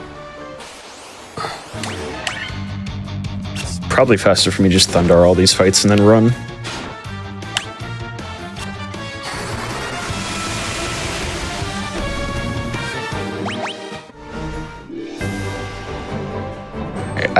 So I don't know how you're supposed to get to the desert the normal way. I've always just parked my ship down there and then canoed into the river. It doesn't feel right, but whatever.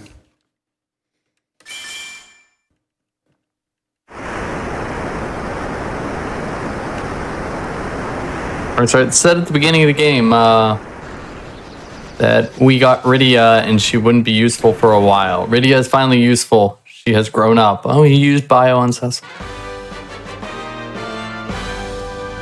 So now Rydia has access to a lot more summons, and she's just a lot more powerful and will actually be useful. All right. I've got the airship. Overworld travel is very fast now. Yeah. So I'm going to pick up the 2 spells that are going to break the end of the game now. Temper and Haste. Just get it on both characters, because if one of them dies, I want it on the other.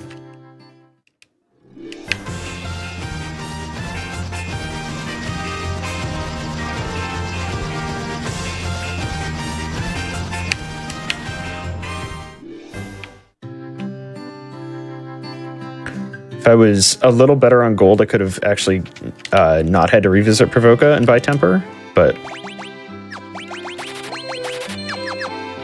yeah. It's all RNG for how much you get. Been running pretty tight on gold for the entire run, but now we're totally fine. We have 132k, so I can just pretty much buy whatever I want to. That's a lot of money. Yeah.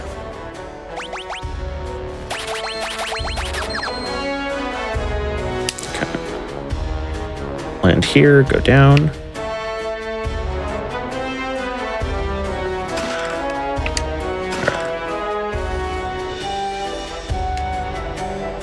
So I'm picking up 2 items that I'm going to use for a safety strat at the end of the game, X Potion and an Elixir. They both recover all HP, and the Elixir recovers MP, but that doesn't matter because I'm using it on a monk. But I'm going to be buffing my monk up to maximum health, and then he's going to tank the final boss. Look at that. Our runs are similar. I'm also going to be picking up an X Potion and an Elixir for the final boss. Is an X Potion full health in FF1? Yep. Okay, yep, it's 2,000 in FF4. Well, in 1, you can't go above 999. Oh, okay, yeah. So full health. Yep.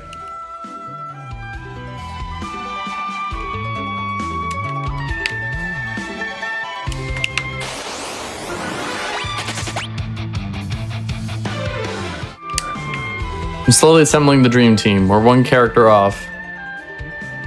We almost have our end game party.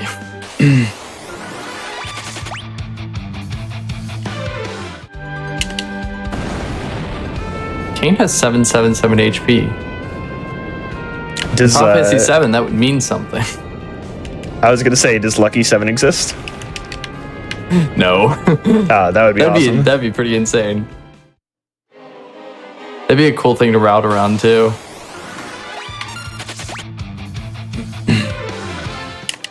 Alright, single clay golem I'm not too worried about. So, for those of you who might know FF1, you might say, Amy, why aren't you going to Thundargo was the wrong spell, whatever. Mount Gulg. Well, the reason is Mount Gulg is bad and slow to get to. And I don't want to do it. I'm going to do it much later at the end of the game, but I'm so overpowered I can just run through it. That does mean, however, that I'm skipping to, again, another place where I'm pretty significantly underleveled. But it's okay because spells in this game are ridiculous. Gonna say, I don't think you get the option of just saying I don't want to do that. Yeah, I still have to fight Marilith, but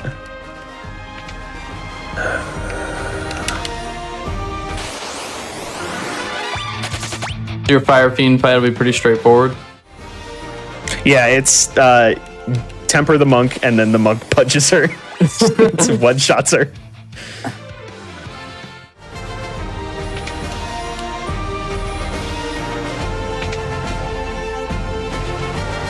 I'm still about 15 minutes away from Rubicante, but Rubicante the Fire Fiend is going to be like where the stress levels of the game come to a head. I hate that fight. Yeah, I'm now in the mid game where I'm pretty safe from anything like instantly killing me, and then that all goes away once we get to Chaos Shrine Past.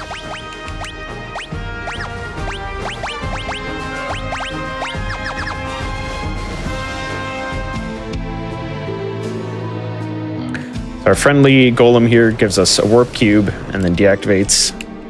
And we say great and keep looting all the rest of the chests.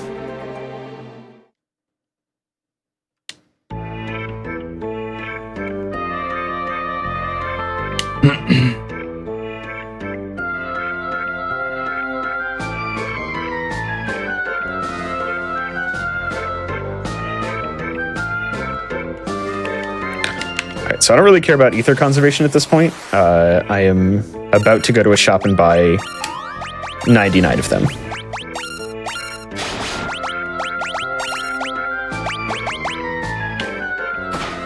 Alright, so this is the Doctor and Barnabas fight. It's kind of a joke because Barnabas will attack the Doctor instead of you, and the Doctor doesn't really do anything. He actually killed the Doctor for me. I think Kane just died. That's fine. Actually, that's not fine. Okay. Alright, well, that got weird. Kane really should have lived there, so I'm gonna have to get a little creative here.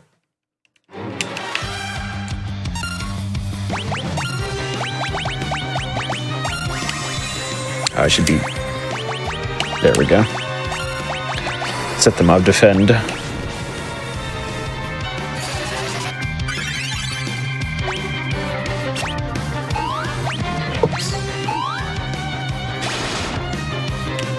Another clay golem that I'm just gonna punch to death. Any spell I have right now would take 2 shots to kill the golem. So at this point it's just either attack or waste 2 spell slots, and I know which one I'd rather do.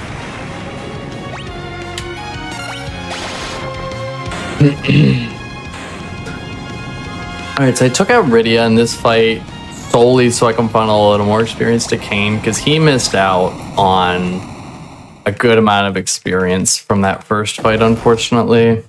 I hope it's okay. We'll find out later. Also, here's these poison ticks. I'm just going to stay poisoned because poison ticks in this game don't really do a whole lot. Well, speaking of losing out on experience, my monk has now gotten clapped at the end of 2 fights in a row. Oh no. And missed out on that.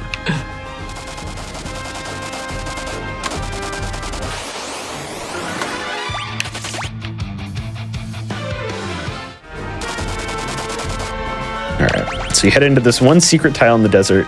This is where the caravan is. You buy the bottled fairy.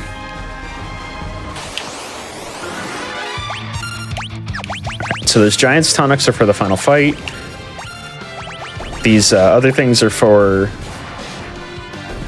various other fights where, like, if it wasn't possible to use certain items. There we go. Give Railcoon the ribbon, and off we go.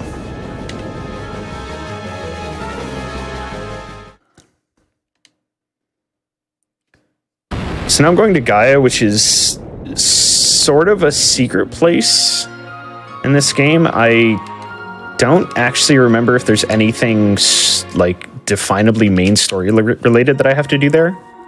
But it does have a bunch of really good shops. I'm just going here to get a...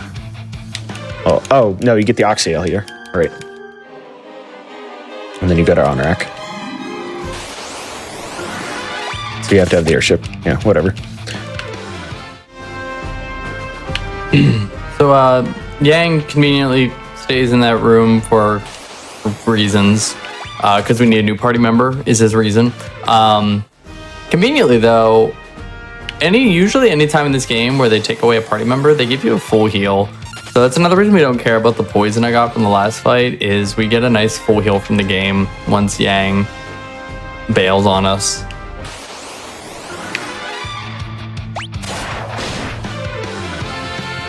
One of the downsides to the optimize function in this game is that if the monk has a weapon they can equip, they will try to do it.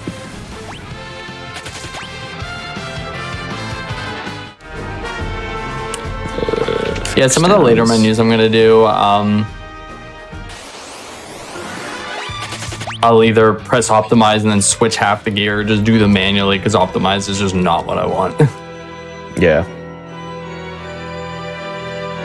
But I'm pretty much... I have to do a couple more optimizes, but it won't actually change anything. Because it's just quote-unquote optimizing the ribbon onto everybody, which is just saves like 5 or 6 menu inputs.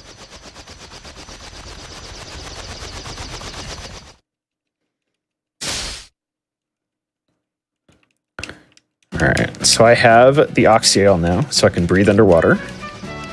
So let's go conveniently where some mermaids are.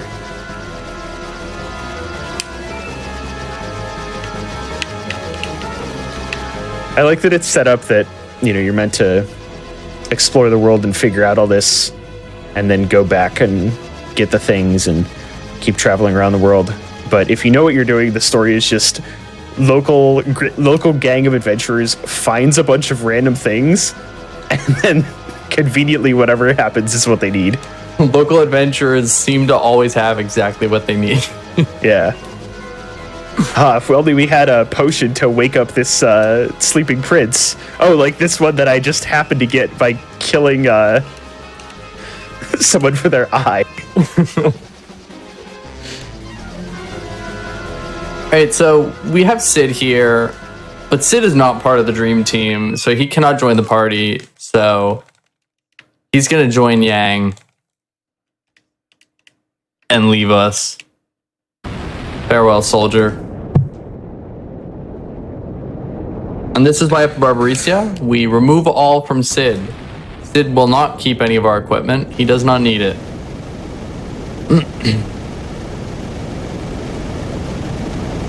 Push this man out of the way. All right. So I walk up to this girl and she goes, you have Oxyale. Cool. Great. Jump in this barrel and come underwater with us. So we do that. So we're off to Sea Shrine.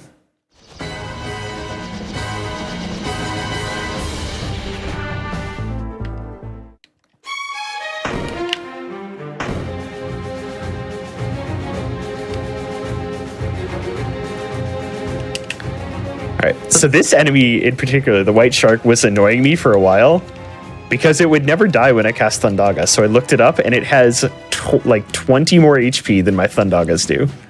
So I always have to set attack whenever they show up.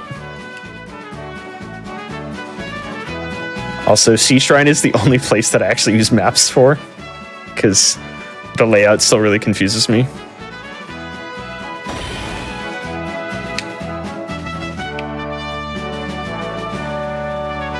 So I'm in kind of a slow spot.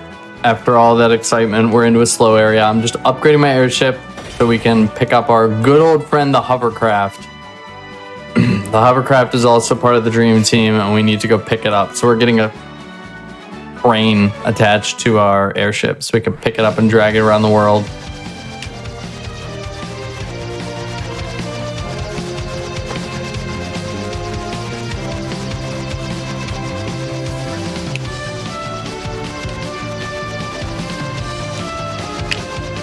Come with us, hovercraft. We're going on an adventure. So 5th floor is really nice because there's no actual enemies on this floor, so I can just run really fast.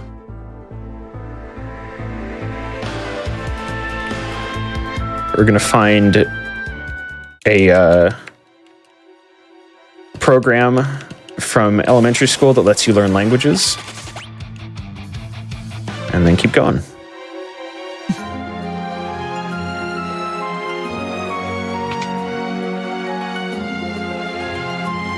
Go to a little shop. We're gonna buy an ice shield, a black robe, and then the most important piece, we're gonna buy an ice lance. That ice lance is gonna be our main weapon against Rubicante.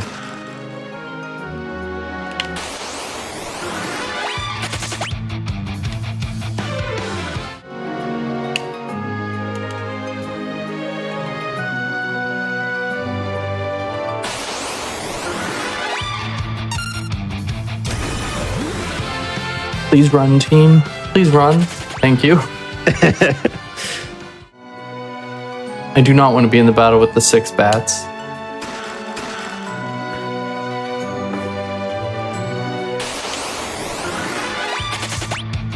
Oh, my muscle memory's off. Whoops.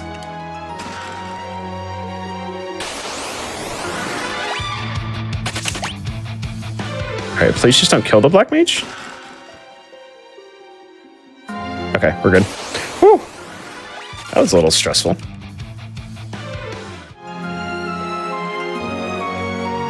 We're kind of just running all over the place, picking up all these random treasure chests around like Eblon Cave and stuff. We're kind of just collecting all the items we're gonna need to for the end game. So we're gonna get I picked up a silver hourglass, which casts stop on everybody, which we'll use for a little detour.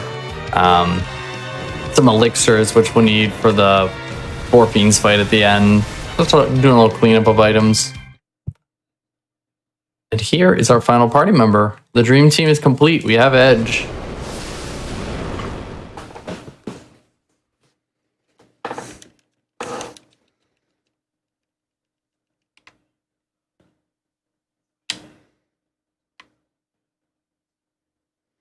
Okay, 2nd floor. I'm getting ambushed constantly. Holy moly.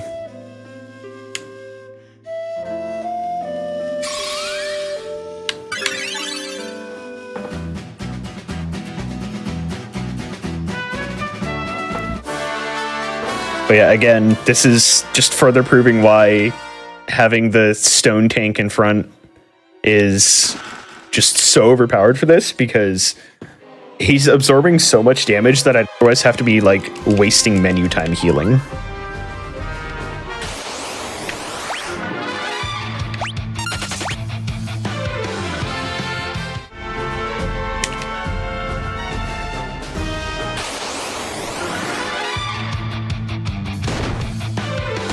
Not a fun ambush.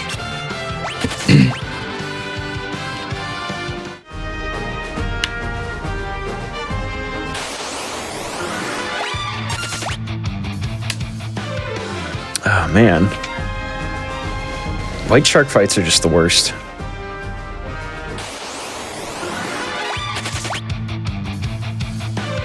I ran out of... I haven't gotten any yet, but the encounter we're looking for here is the egg. Because it doesn't matter if it's a back attack, an ambush, a preemptive strike, the egg can never attack you. It's the perfect encounter. It's just an egg. Someone asked, is the statue gaining experience? Yes, that's actually one of the downsides of this. I really wish they weren't gaining experience. Because I really wish the other 3 party members would just gain more. The statue he just stands there for the rest of the run. Doesn't do anything. Wait, it's this one. That's funny that it gains experience. You'd think you wouldn't. Yeah, I really wish I wish it was the other way. But the warrior still does take elemental damage when I'm running over floor tiles that hurt me. So if I do everything correctly, he should actually drop to 1 HP at the end of the run.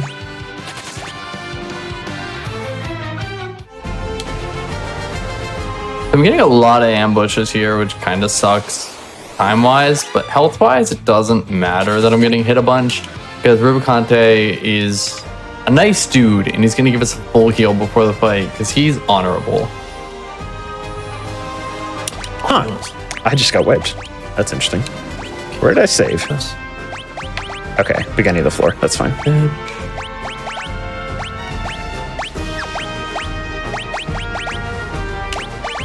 Beret and power armlet. We're basically menuing here to give Kane pretty much everything. Kane is going to do most of our damage in this fight.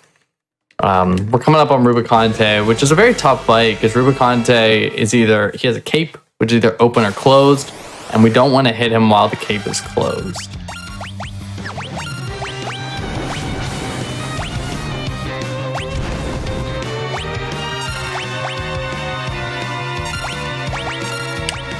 First, we have the fight with the King and Queen of Eblon, which is a scripted fight. So I'm just going to roll defense and use auto battle and just advance the dialogue that plays.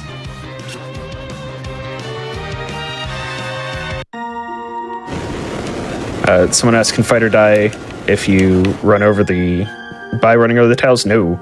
You also can't die on the overworld from poison. So it's the same kind of thing. Like the lowest you can drop, not in a battle, is 1 HP.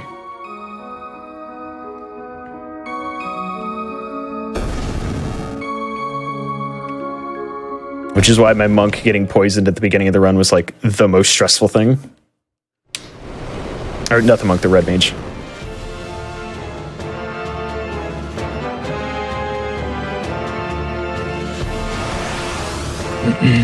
Alright, so this is where I'm going to do my one obligatory quick save. Because if I die on this Rubicante fight, it makes me do the King and Queen again, and I really don't want to do that again. Items. So I'm going to throw Spider Silk. This will slow him down. Kane will jump. And Rydia will summon Shiva.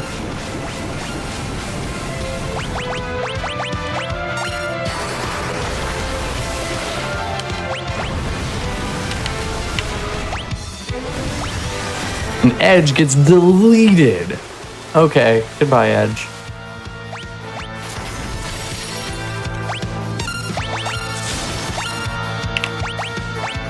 All right.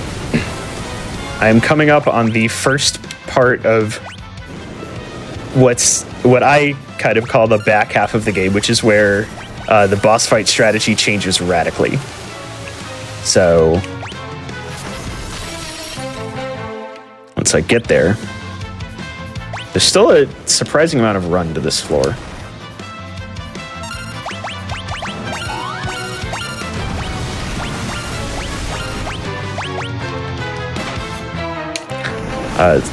Someone asked, so I'm going to say it again. The quick save in FF1 sounds exactly like the 14 whisper notification, so I'm really sorry if you're playing 14 right now. Oh, right. I did a quick save. I forgot about that.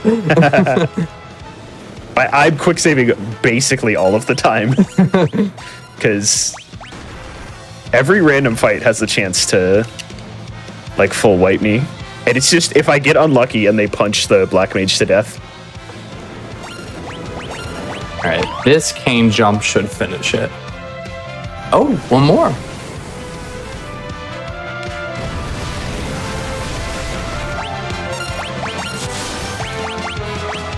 There we go.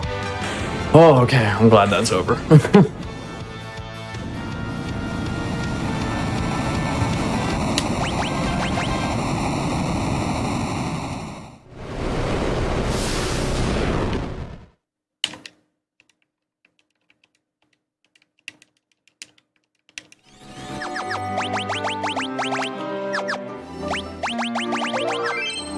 All right.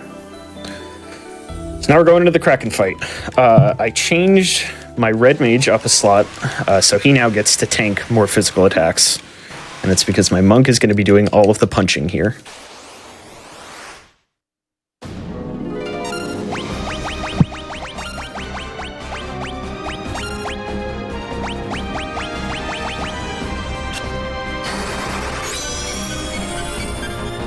Giant's Gloves cast Saber, which ups my attack.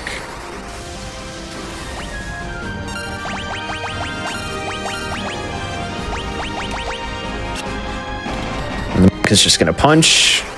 Red mage casts Temper. Black mage casts Thundaga. The one guy that I don't want to dark. That's fine. So that final hit did 923 damage. Kraken has 1800 HP.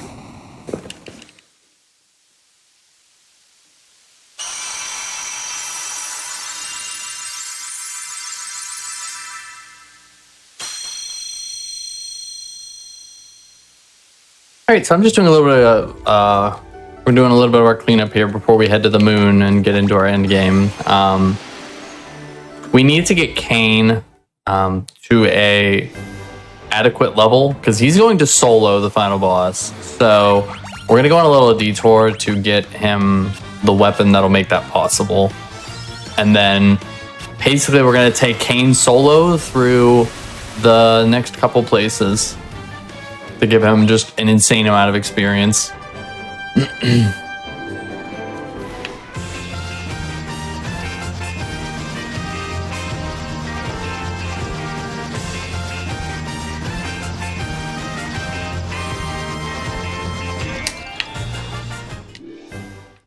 All right. But So that first, a shop. The Rosetta Stone we picked up earlier, we're going to take it to this guy. And he's going to go, holy moly, this is the translator to an ancient language. And then we're going to be taught that ancient language in about 5 seconds. Just that easy. Can you imagine if Rosetta Stone worked that way, like the company or the program? That'd be sweet. That would be 5 incredible. minutes. 5 minutes. I mean, that sounds like the claims that you get from, like, you know, companies trying to sell you things. Learn a new language in 17 seconds. But, you know, this is real.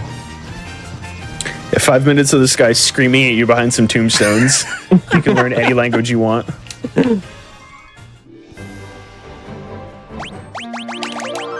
I may have jumped the gun and Sorry, it's dangerous. skipped the story trigger.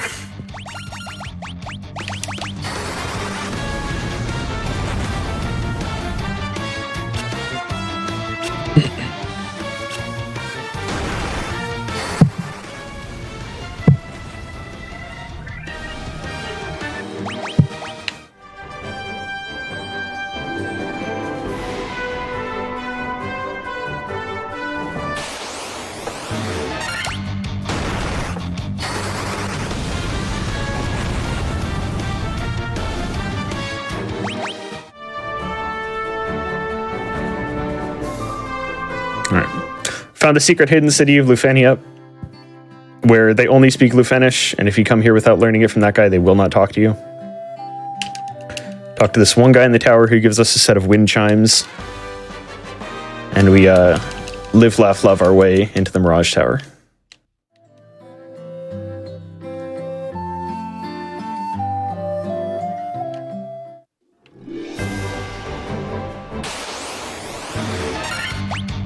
So I'm going to sort my inventory here, just try and sort it every time I can. And I'm Phoenix downing everybody, but I'm not going to heal anybody because we're about to head to the Sylvan Cave, which the floor is all poison tiles. So everybody's going to lose all that health anyways, so there's no point in even healing them.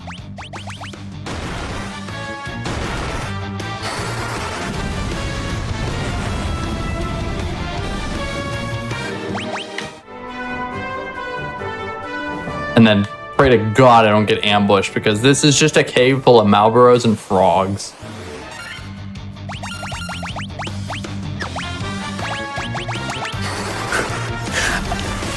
I got attacked on literally the last tile before getting in the airship. I'm so mad. Classic.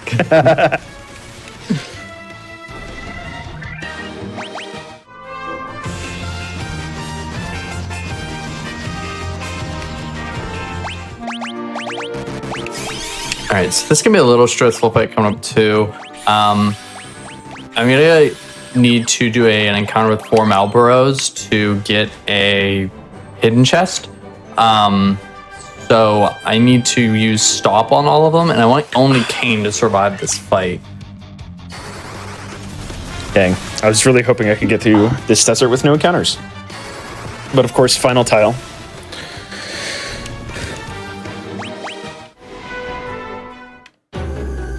All right, first floor, easy.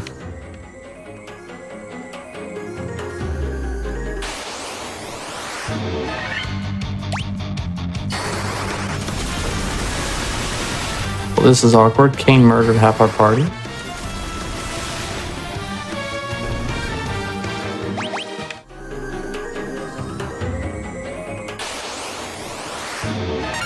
I'm going to go for 2 summons of Titan, and then Kane will solo finish the rest of them off.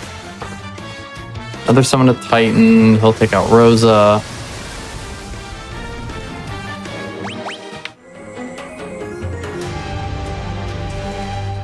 And then Kane will take out Rydia, and then he'll kill all these Malboros, hopefully before they continue moving again.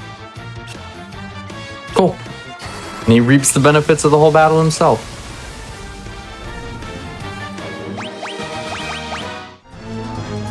So this gets us a sword called the Avenger, which is very high in attack stat, but it also forces Kane into Berserk, which will benefit us in the next area. We're also going to use it for the final boss, because for some reason, if you equip it in the final boss, it doesn't give you Berserk, which is just a benefit.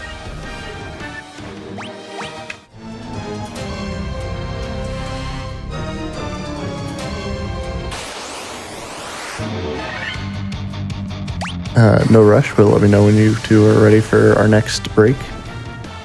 I can pretty much do it anytime. Yeah, I could probably do it anytime too. Well, actually. Then if you're ready, let me just do this fight, and then I can...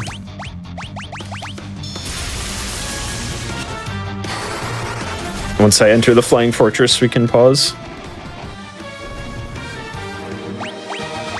Okay. Alright, I'm good whenever. And I'm also good. All right. 3, 2, 1, pause.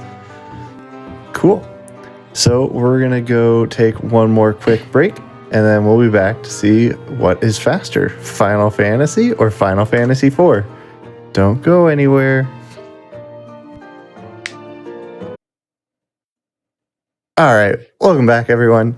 We're going to finish this race up here real quick. But first, just a reminder that your subs, your gift subs, your Prime Gaming subs, and your bits all help support our weekly hotfix content. So please consider supporting our daily content if you like seeing these shows. Also, don't forget to check out the Games Done Quick highlights channel on YouTube to see all of the highlights for all of the hotfix shows put together in a nice little fun montage. And you can use exclamation point highlights in chat to learn more about that channel. With that, I think we're ready to see who's going to win this race. As far as we can tell, this race is really close right now. So it should be pretty fun to see how it ends. So if you two are ready, we can count it down and go. Yeah. I'm ready. All right. So let's go in 3, 2, 1, go. I'm in a very straightforward part of the run right now. As I said, Kane has the Avenger, which gives him Berserk, and he's going to basically solo this whole dungeon. So with continue auto battle, I will literally not push a button for most of the sealed cavern. The downside to this is the auto battle thing. One of the downsides to it is if we get a preemptive strike, the game will actually queue up our attack before we even load in. So I have to like wait a turn to run. I'm in what is usually the final, quote unquote, final dungeon before a Chaos Temple. And once again, the Black Mage is just gonna, do the Black Mage thing and wipe all of the enemies.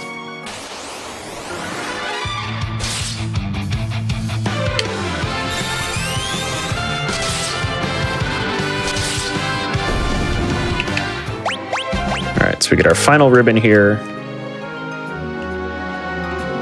Zik gets a ribbon. Nice.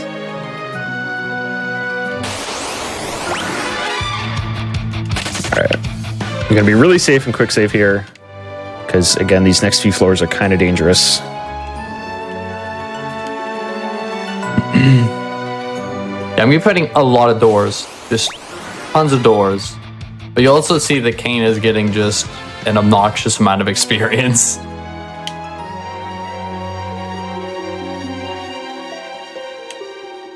I basically want him to be somewhere around 2,400 health, so that he can survive the bio hits from Zeromus, which is the only attack we're actually gonna take.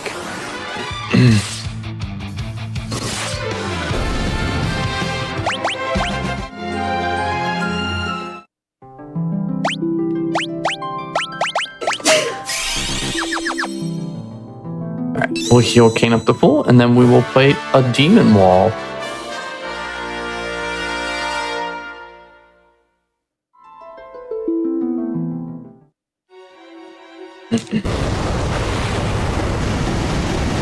Which, surprisingly enough, will involve Kane attacking until it's dead.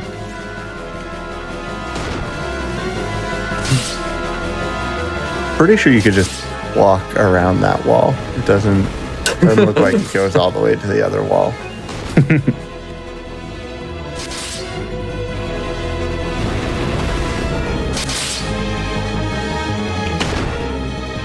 Roll my notes down. It's a very interactive fight.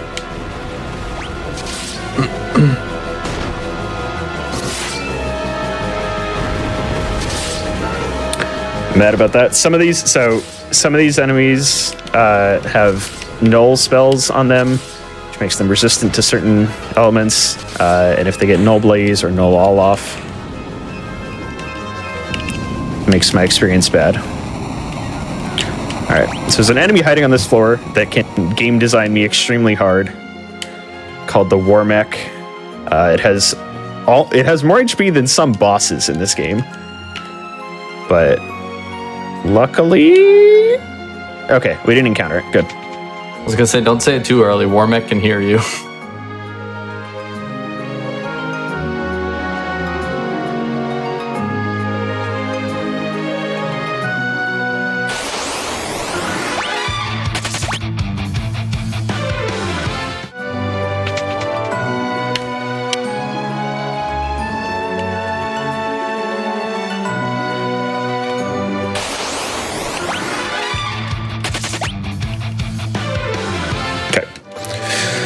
Tiamat, again, not a super difficult fight. We buff the monk, and the monk punches him to death.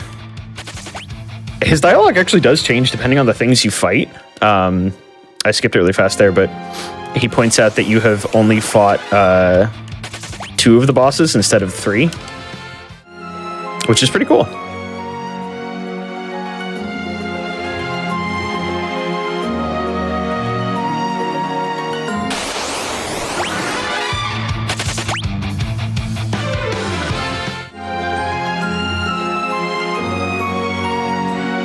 All right. So this fight is just you temper the monk and he punches Tiamat to death, and either Tiamat kills me or I guess Tiamat kills me.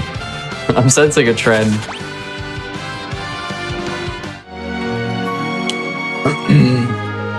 Alright, so we got the Dark Crystal. The team finally got a dub. And then our boy Kane betrays us and steals the crystal. So the logical next step is we're going to the moon. That is, again, I'm getting extremely unlucky on bosses. I'm not looking forward to Chaos. I think you're just using it all up now. Chaos is going to be like the best fight you've ever had.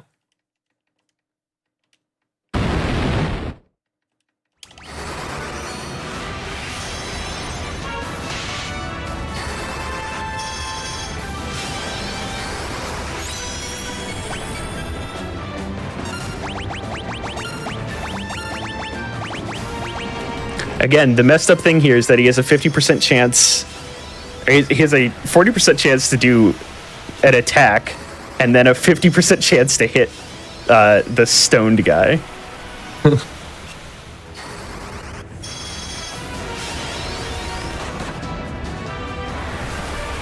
All right, just don't kill. Great, we win.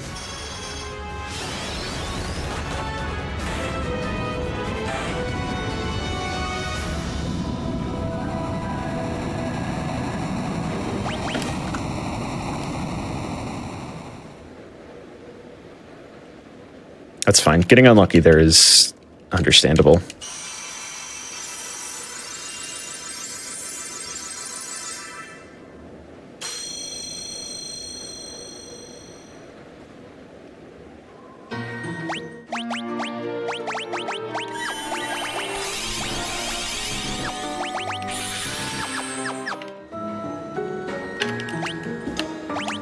Like these cutscenes where we upgrade the airship because there's no dialogue, there's no mashing.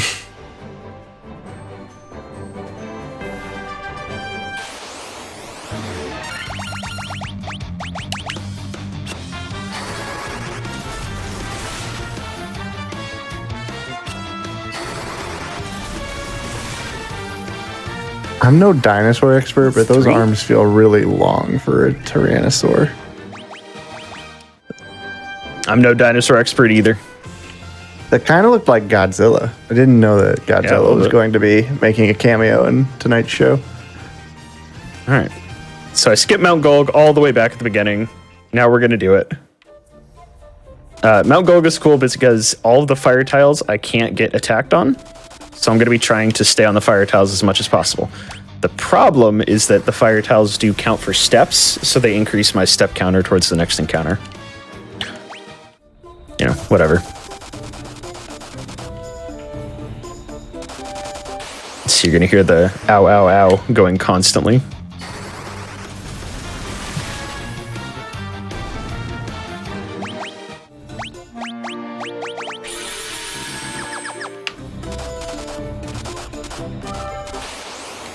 All right, so I got a cool airship upgrade here to put a drill on the front of it, and then we're gonna abandon this airship immediately for an even cooler ship.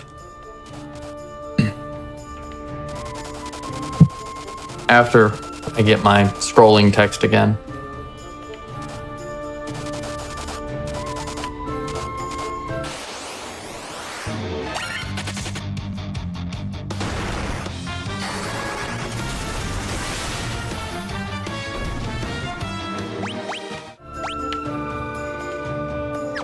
Yeah, okay, I thought I went the wrong way.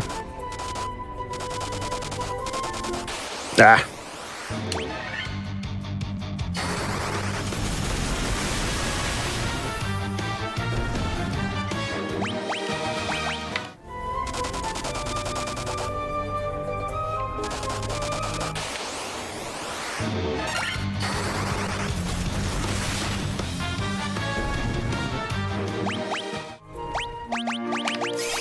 I always love this cutscene because it's like all these people are praying and the elder's like, we have to pray, and everybody's praying except Cecil. He's just like, I'm not doing that. He's the one rebel.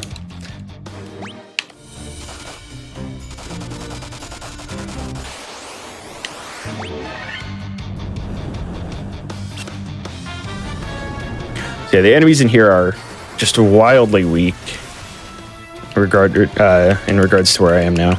So again, just Blizzaga and win. All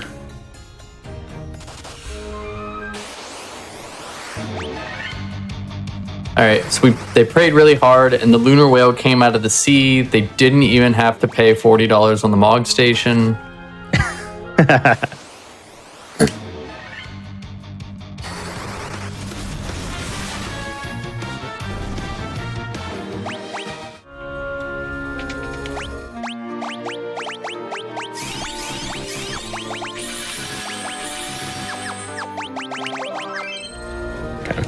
Merilith can still, like, sort of one-shot me, but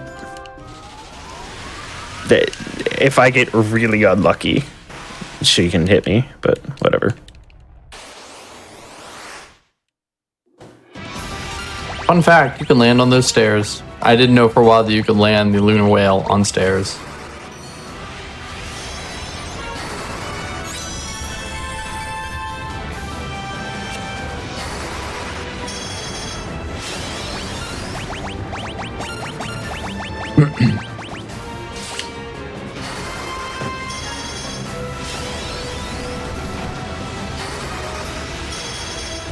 Alright, I just let this roll.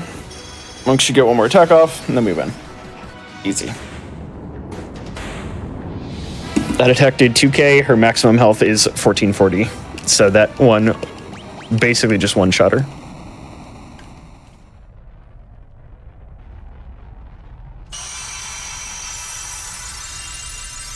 Back attack. Back attacks are very scary here on the moon because we are clearly extremely underleveled right now. So everything pretty much one-shots anybody. We leaned really hard on Kane, and then they took him from our party temporarily.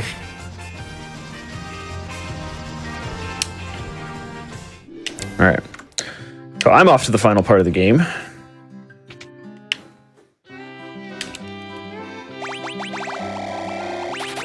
Just restocking everything before we go in. Gold needles, antidotes, cool.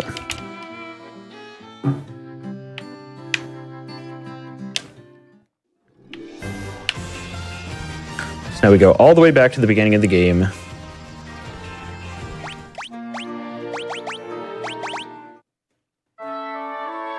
Where we cottage up outside the Chaos Shrine and roll in.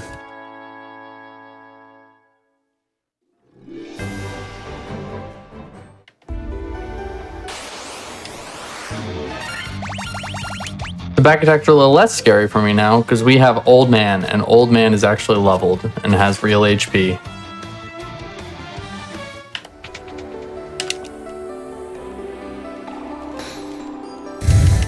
We're going to lean pretty hard on Fusoya for a while here because Fusoya knows every spell in the game and has 190 MP. So he has the MP to cast it too, which is pretty great. I mean, he even has Meteor. So we're going to lean on that pretty hard.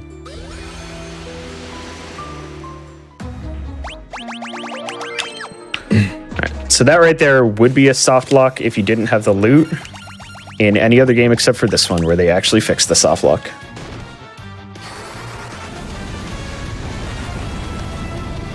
So just like Zik, we're leaning on the Black Mage here for the end of the run. The Black Mage knows every elemental spell at this point, so I'm just going to be swapping between them as we go through the floors, and then on the refights, the monk beats the enemies to death. And then that's it. Watch the monk punch things. Yep.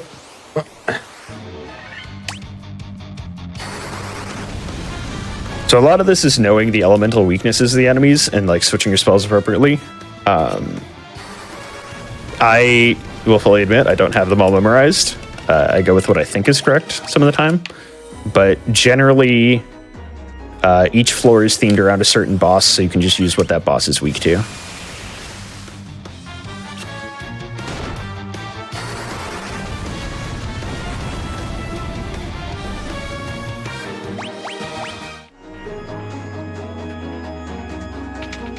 So some would say the boss fight that I'm coming up on is one of the most difficult of the run. We've been fighting the 4 fiends throughout the game, but now we have to fight all 4 fiends in one fight. So that's kind of why we've been stocking up a lot of elixirs for Scarming Leon, and we're going to buy a bunch of like items that can cast spells before we go into this, and we're just going to give Fusoya haste and hope he kills them all. It's embarrassing. I ran out of Faraga casts, so I had to switch spells. Oh well, whatever.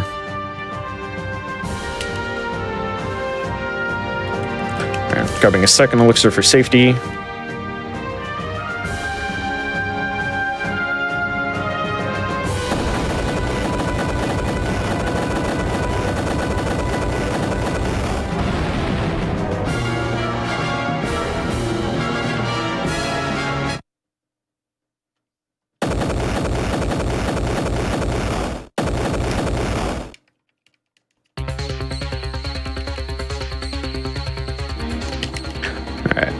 Full ether up everybody, and off we go.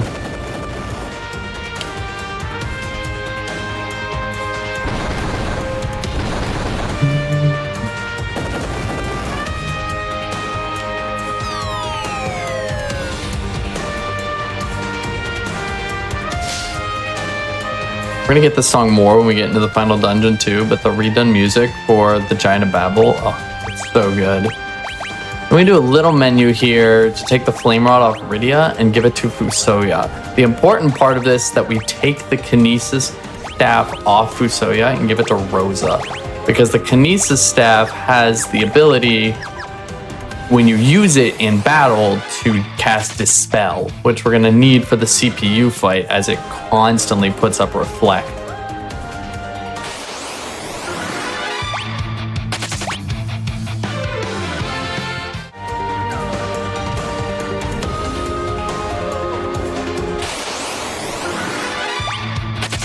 But yes, that was the flame rod that I bought from the very first shop at the beginning of the game. It's finally really coming to good use.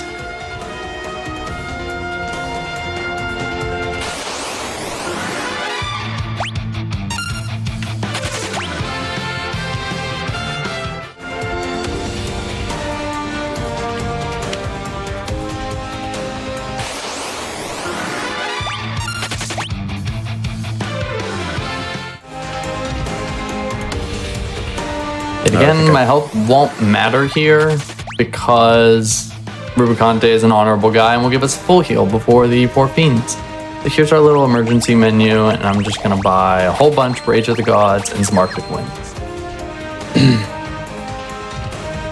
And here we go. All right, I'll throw a quick save just for safety.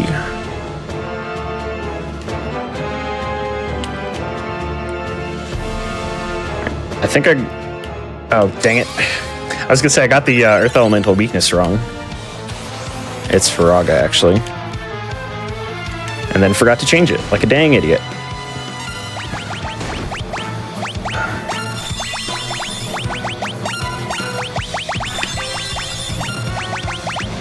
Alright, there are 2 elixirs and a potion, and this will take out Charmeleon. And then we move right into our next phase, which is Cagnazo. And these are where those Rage of the Gods are going to come in handy. Oops. Rage of the Gods. Rage of the Gods. I'm going to have Edge throw a high potion here. Just kidding. Edge died.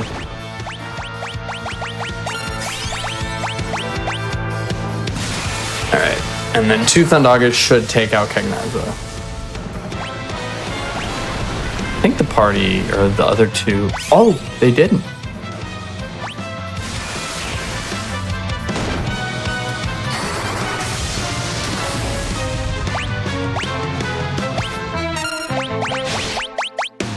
All right.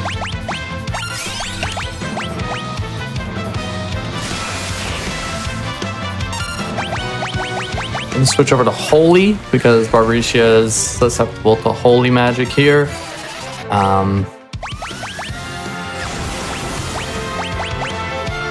I'm going into my first refight of Lich. If he casts Flare, I just die, which is why I quick saved right before it.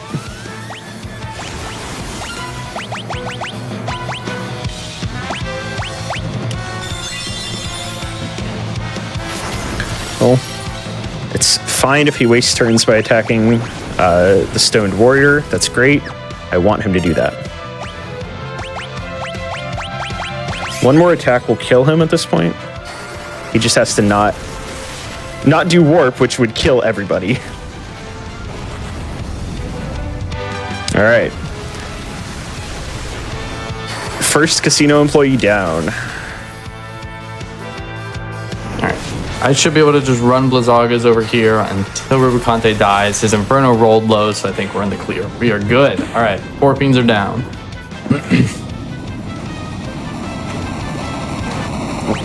Sorry, my dog is sitting under my desk. I'm trying not to roll over him with my chair.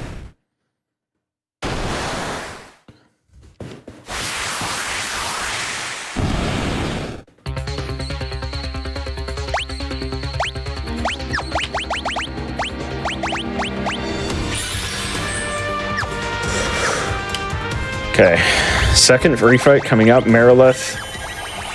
She's again pretty easy.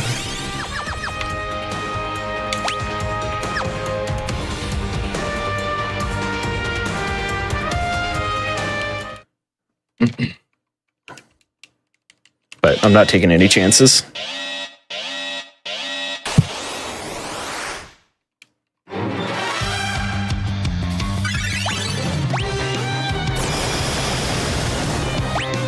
At this point, actually, elemental spells are good because I have the ribbon on everybody.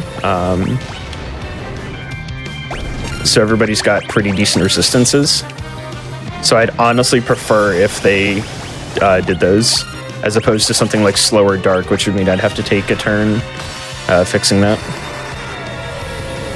Yes, early temper, second temper. Yes, this should do a lot of damage. Nice. Raga's fine. My strategy over here is every time every turn, this thing's gonna refresh its, I did that a little wrong. It's gonna do a refresh its reflect. So I'm kind of switching between Rosa using her Kinesis Staff to dispel the reflect and Fusoya casting Flare on the main CPU. So we're gonna do one more dispel Flare, and then I'll go into a Meteor, which should take out both the attack node and the CPU at the same time and avoid any of the annoying mechanics.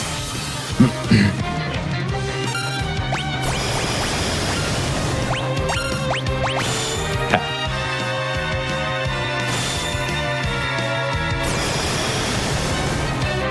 If I did everything right, these should both die at the same time. I should have turned off attack, dang it. Perfect.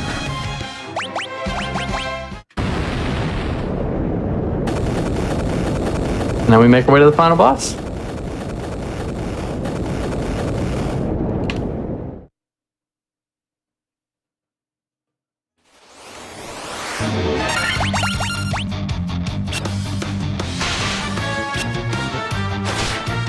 That does not mean I'm ahead though. I've got like I was about to say, uh-oh. no, I've got like 8 minutes of like dialogue and another like couple minute dungeon to walk through.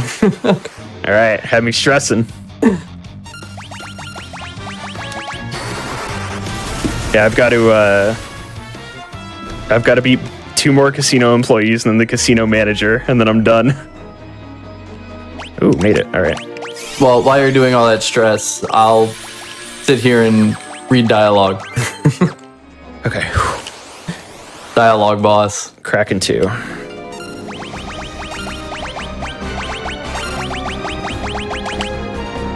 Ink is fine, as long as it doesn't hit the monk.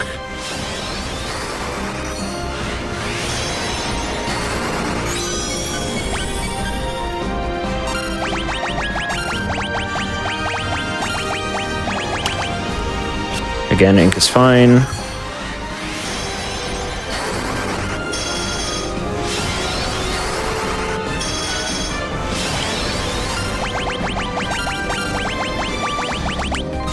Alright, Thundara, great. Elemental spells are fine. They do not hurt me at all.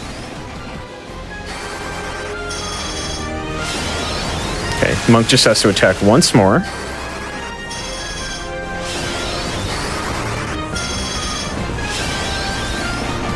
Perfect.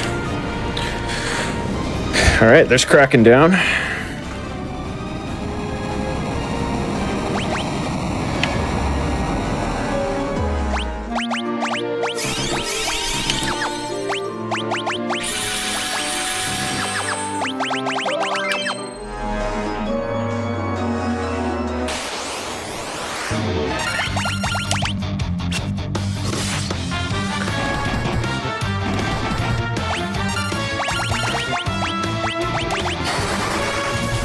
I don't remember what this guy's weakness is. Close enough. He died.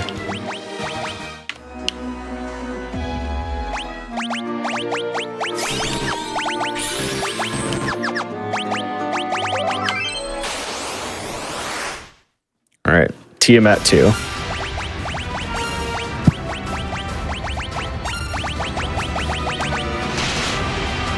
That's not great. I think that means the red mage dies if he gets attacked.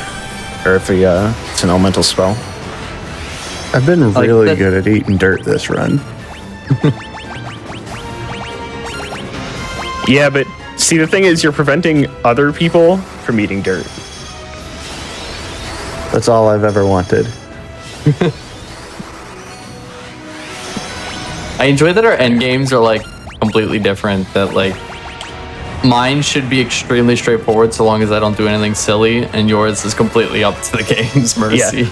Mine, this is just straight up RNG as to whether I win this or not. Okay, he attacked the warrior. Now the monk just has to get off one more attack and I'm done. So as long as he doesn't attack the monk. I almost cursed myself because he did. Okay, Tiamat down.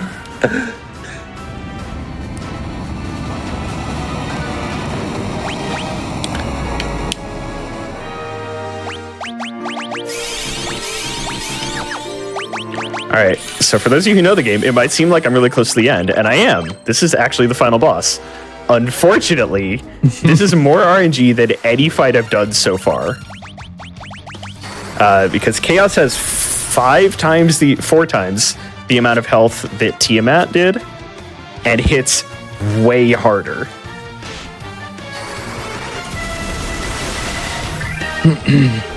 So basically, I'm just going to quick save before him, throw the same strategy at him every single time, and hope we win. Okay.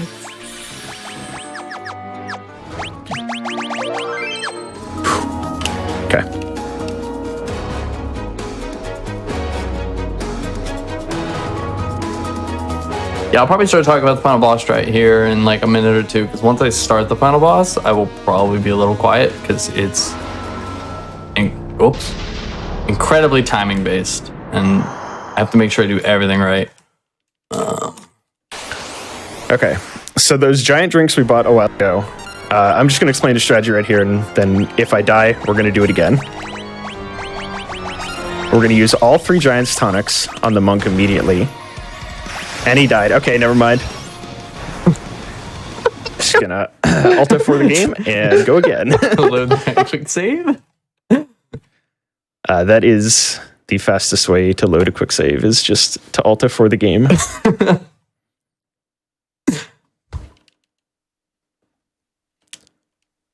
So hey, that's Chaos, by the way.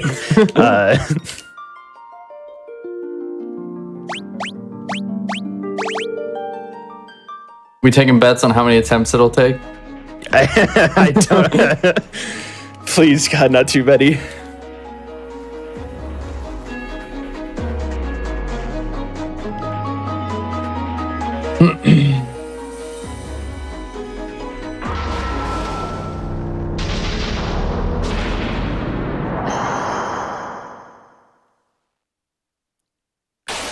Once again, let me see if I can get through the full setup before Chaos murders me.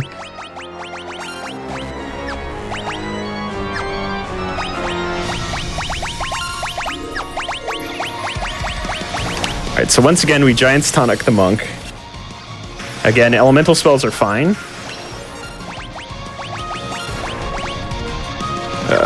No, I want to... That elixir we picked up, we use it here.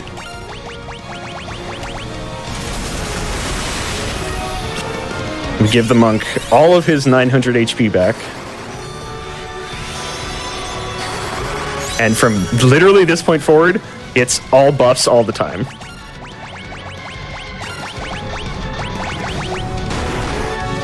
That's fine if he gets attacked there. Again, that's why he has so much health.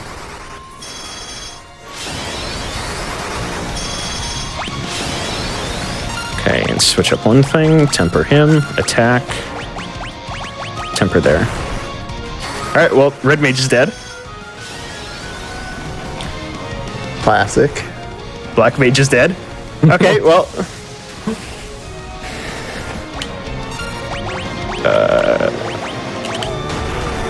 we'll do the safety strat and get an elixir. Cool. At this point, the fight it's gonna run. And I either win or I lose. I don't think this kills me. Yep.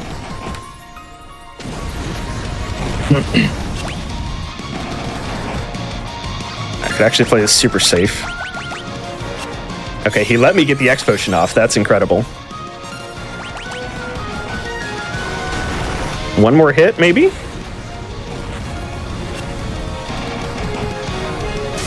Okay, 2 more hits. Okay, that's time. Ooh. So Dang, GG. That's the most RNG boss in the game. I'm horrendously underleveled, and the entire strat is just buff the monk up and punch chaos until he dies. And sometimes you sacrifice the entire party along the way. Whew. Is that a PB for you? Yeah, that's a pretty big PB. Listen, I told you that, I put channel points on Zik, so obviously you're going to have the best chaos that you could have had. That was not the best chaos I could have had. I've had better chaoses. I've had ones where the only thing he did was attack the stoned warrior and did nothing else.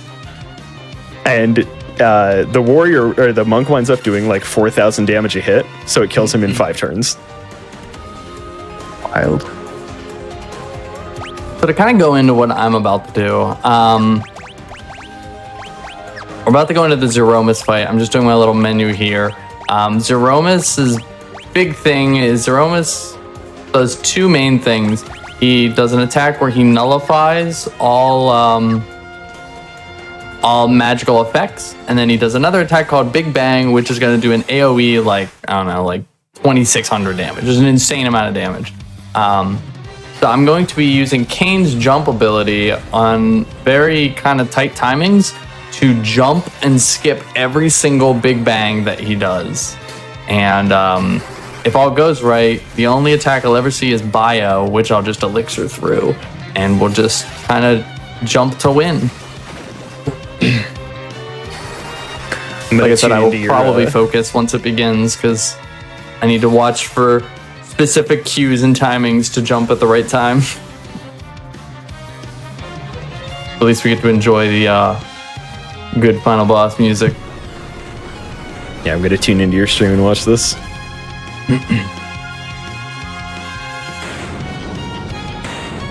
So the unfortunate thing about FF4 is the game's autosave has already happened, and there's no chance for me to quick save, so failing this strat is pretty costly. We have to watch this again.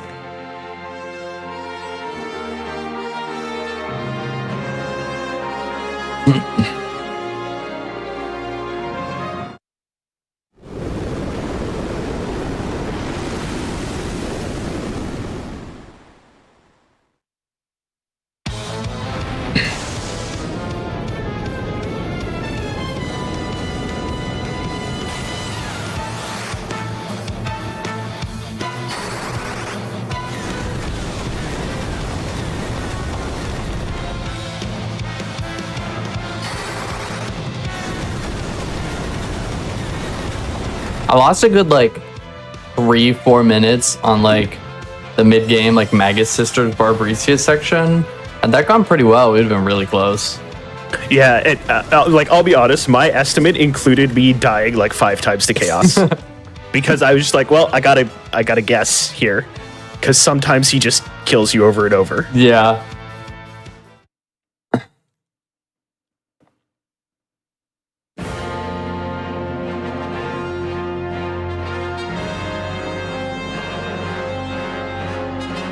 Yeah, I could have totally RNG'd into getting the perfect chaos fight, and that obviously I would have saved a bunch of time. But you also could still be doing it. Yeah, I also could still be doing the chaos fight.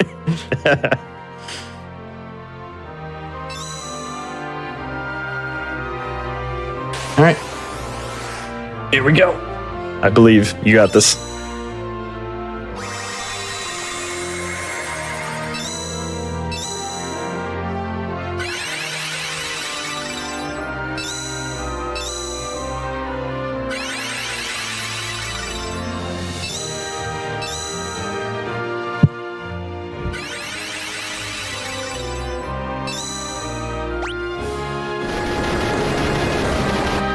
Alright, so we'll open the fight. We have to use the crystal with Cecil before he does anything. So we'll queue up a crystal, our first jump, throw the Fuma Shuriken, and it begins.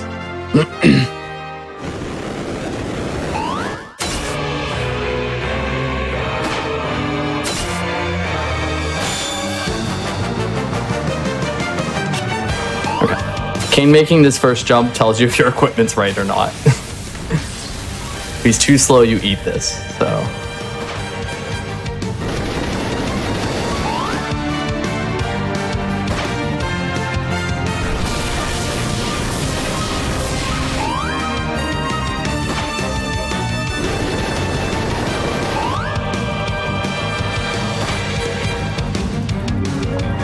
So it just sets up every time to do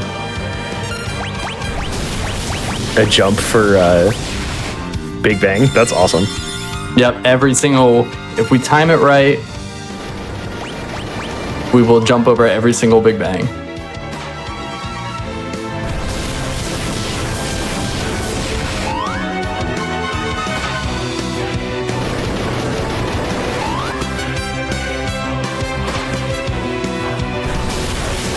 Is it just like getting it right once and then it just continually goes for every single one? Yeah, the big cue is that shaking animation he does. That means he's prepping for a Big Bang. So for example, he's gonna cast Bio here. So I'm gonna heal this up. That's fine. And then when I get to Kane's turn, I'm not gonna cue a jump. I'm gonna wait until I see that shake animation. And that'll skip over it. Nice. And then he'll soon move from a bio phase into a flare phase, in which we'll do our jump timing a little differently. Okay, he did a self heal. We wait. Jump. Okay, he should go into phase 2 now, which is flare phase. And this has actually changed a little bit recently. So flare will crash, will continue jump. We'll crash, we'll continue one more jump, we'll cast Big Bang. Now we hold, wait for a shake, and jump again. And then we'll repeat that throughout the flares.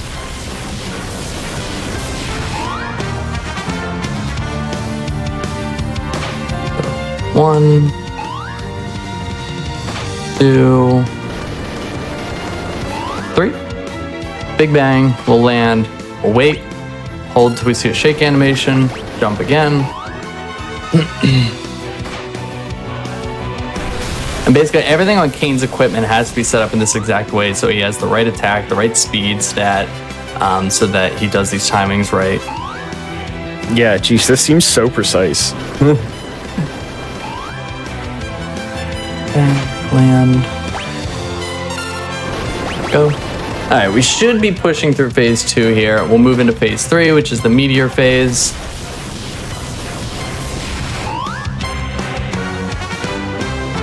Okay.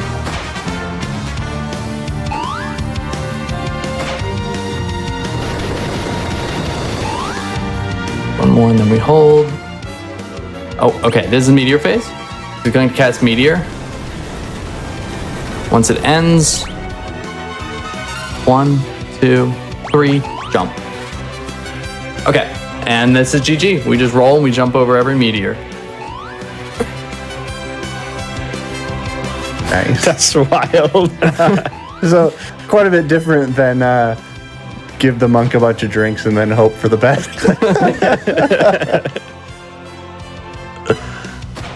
Go here, drink this. GG. All right, there it is. Time. Nice. Oh, Nice. like I said, my boss is very straightforward, but it's still stressful because I have to do it right.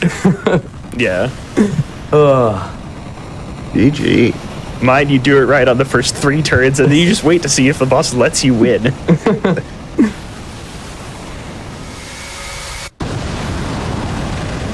Well, that was awesome.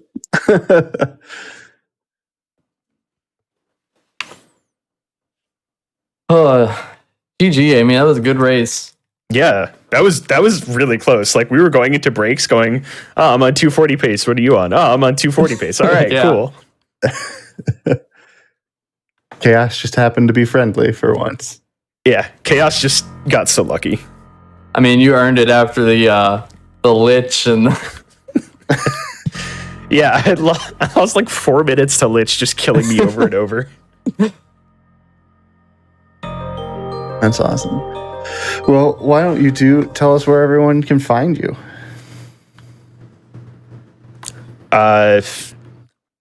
twitch.tv/Amerlin. I don't really stream now, but I'm planning to come back because there's some FPSs that have caught my eye. I run the show Aimbot every other Tuesday at 10 p.m. Got a show coming up this week, which is Team Fortress 2 and Call of Duty Zombies. Pretty excited about that. Nice. And I want to shout out Ice Blue for making the guide that I was using for this run. Super straightforward, helpful guide. If you've beaten Final Fantasy 1, you can easily follow it, and start running the game and check it out. Yeah, and for me, it's just you can find me over at twitch.tv/Zick3. I speedrun lots of every game under the sun. But yeah, I've been doing a lot of Final Fantasy stuff recently, and if you're looking for more cool Final Fantasy stuff, Sunday, the FF9 community is actually going to be putting on a charity race. So there's going to be a whole bunch of people speedrunning FF9 and raising money for St. Jude. And also, I will be on the couch for Foxy's FF10 run at SGDQ this year. So make sure you go check that out too. Oh, I'm looking forward to that run so much. The no cutscenes mod is so it's cool. Gonna be so good. Yeah. All right. Well, that is all we have on Hotfix tonight. Thank you all so much for being here. Don't forget to come back tomorrow at 1 p.m. Eastern for Going Places, which, if you don't know, is the show that we have about handheld and regional exclusive titles. So that's really cool and really fun to watch. So thanks again, and we'll see you next time.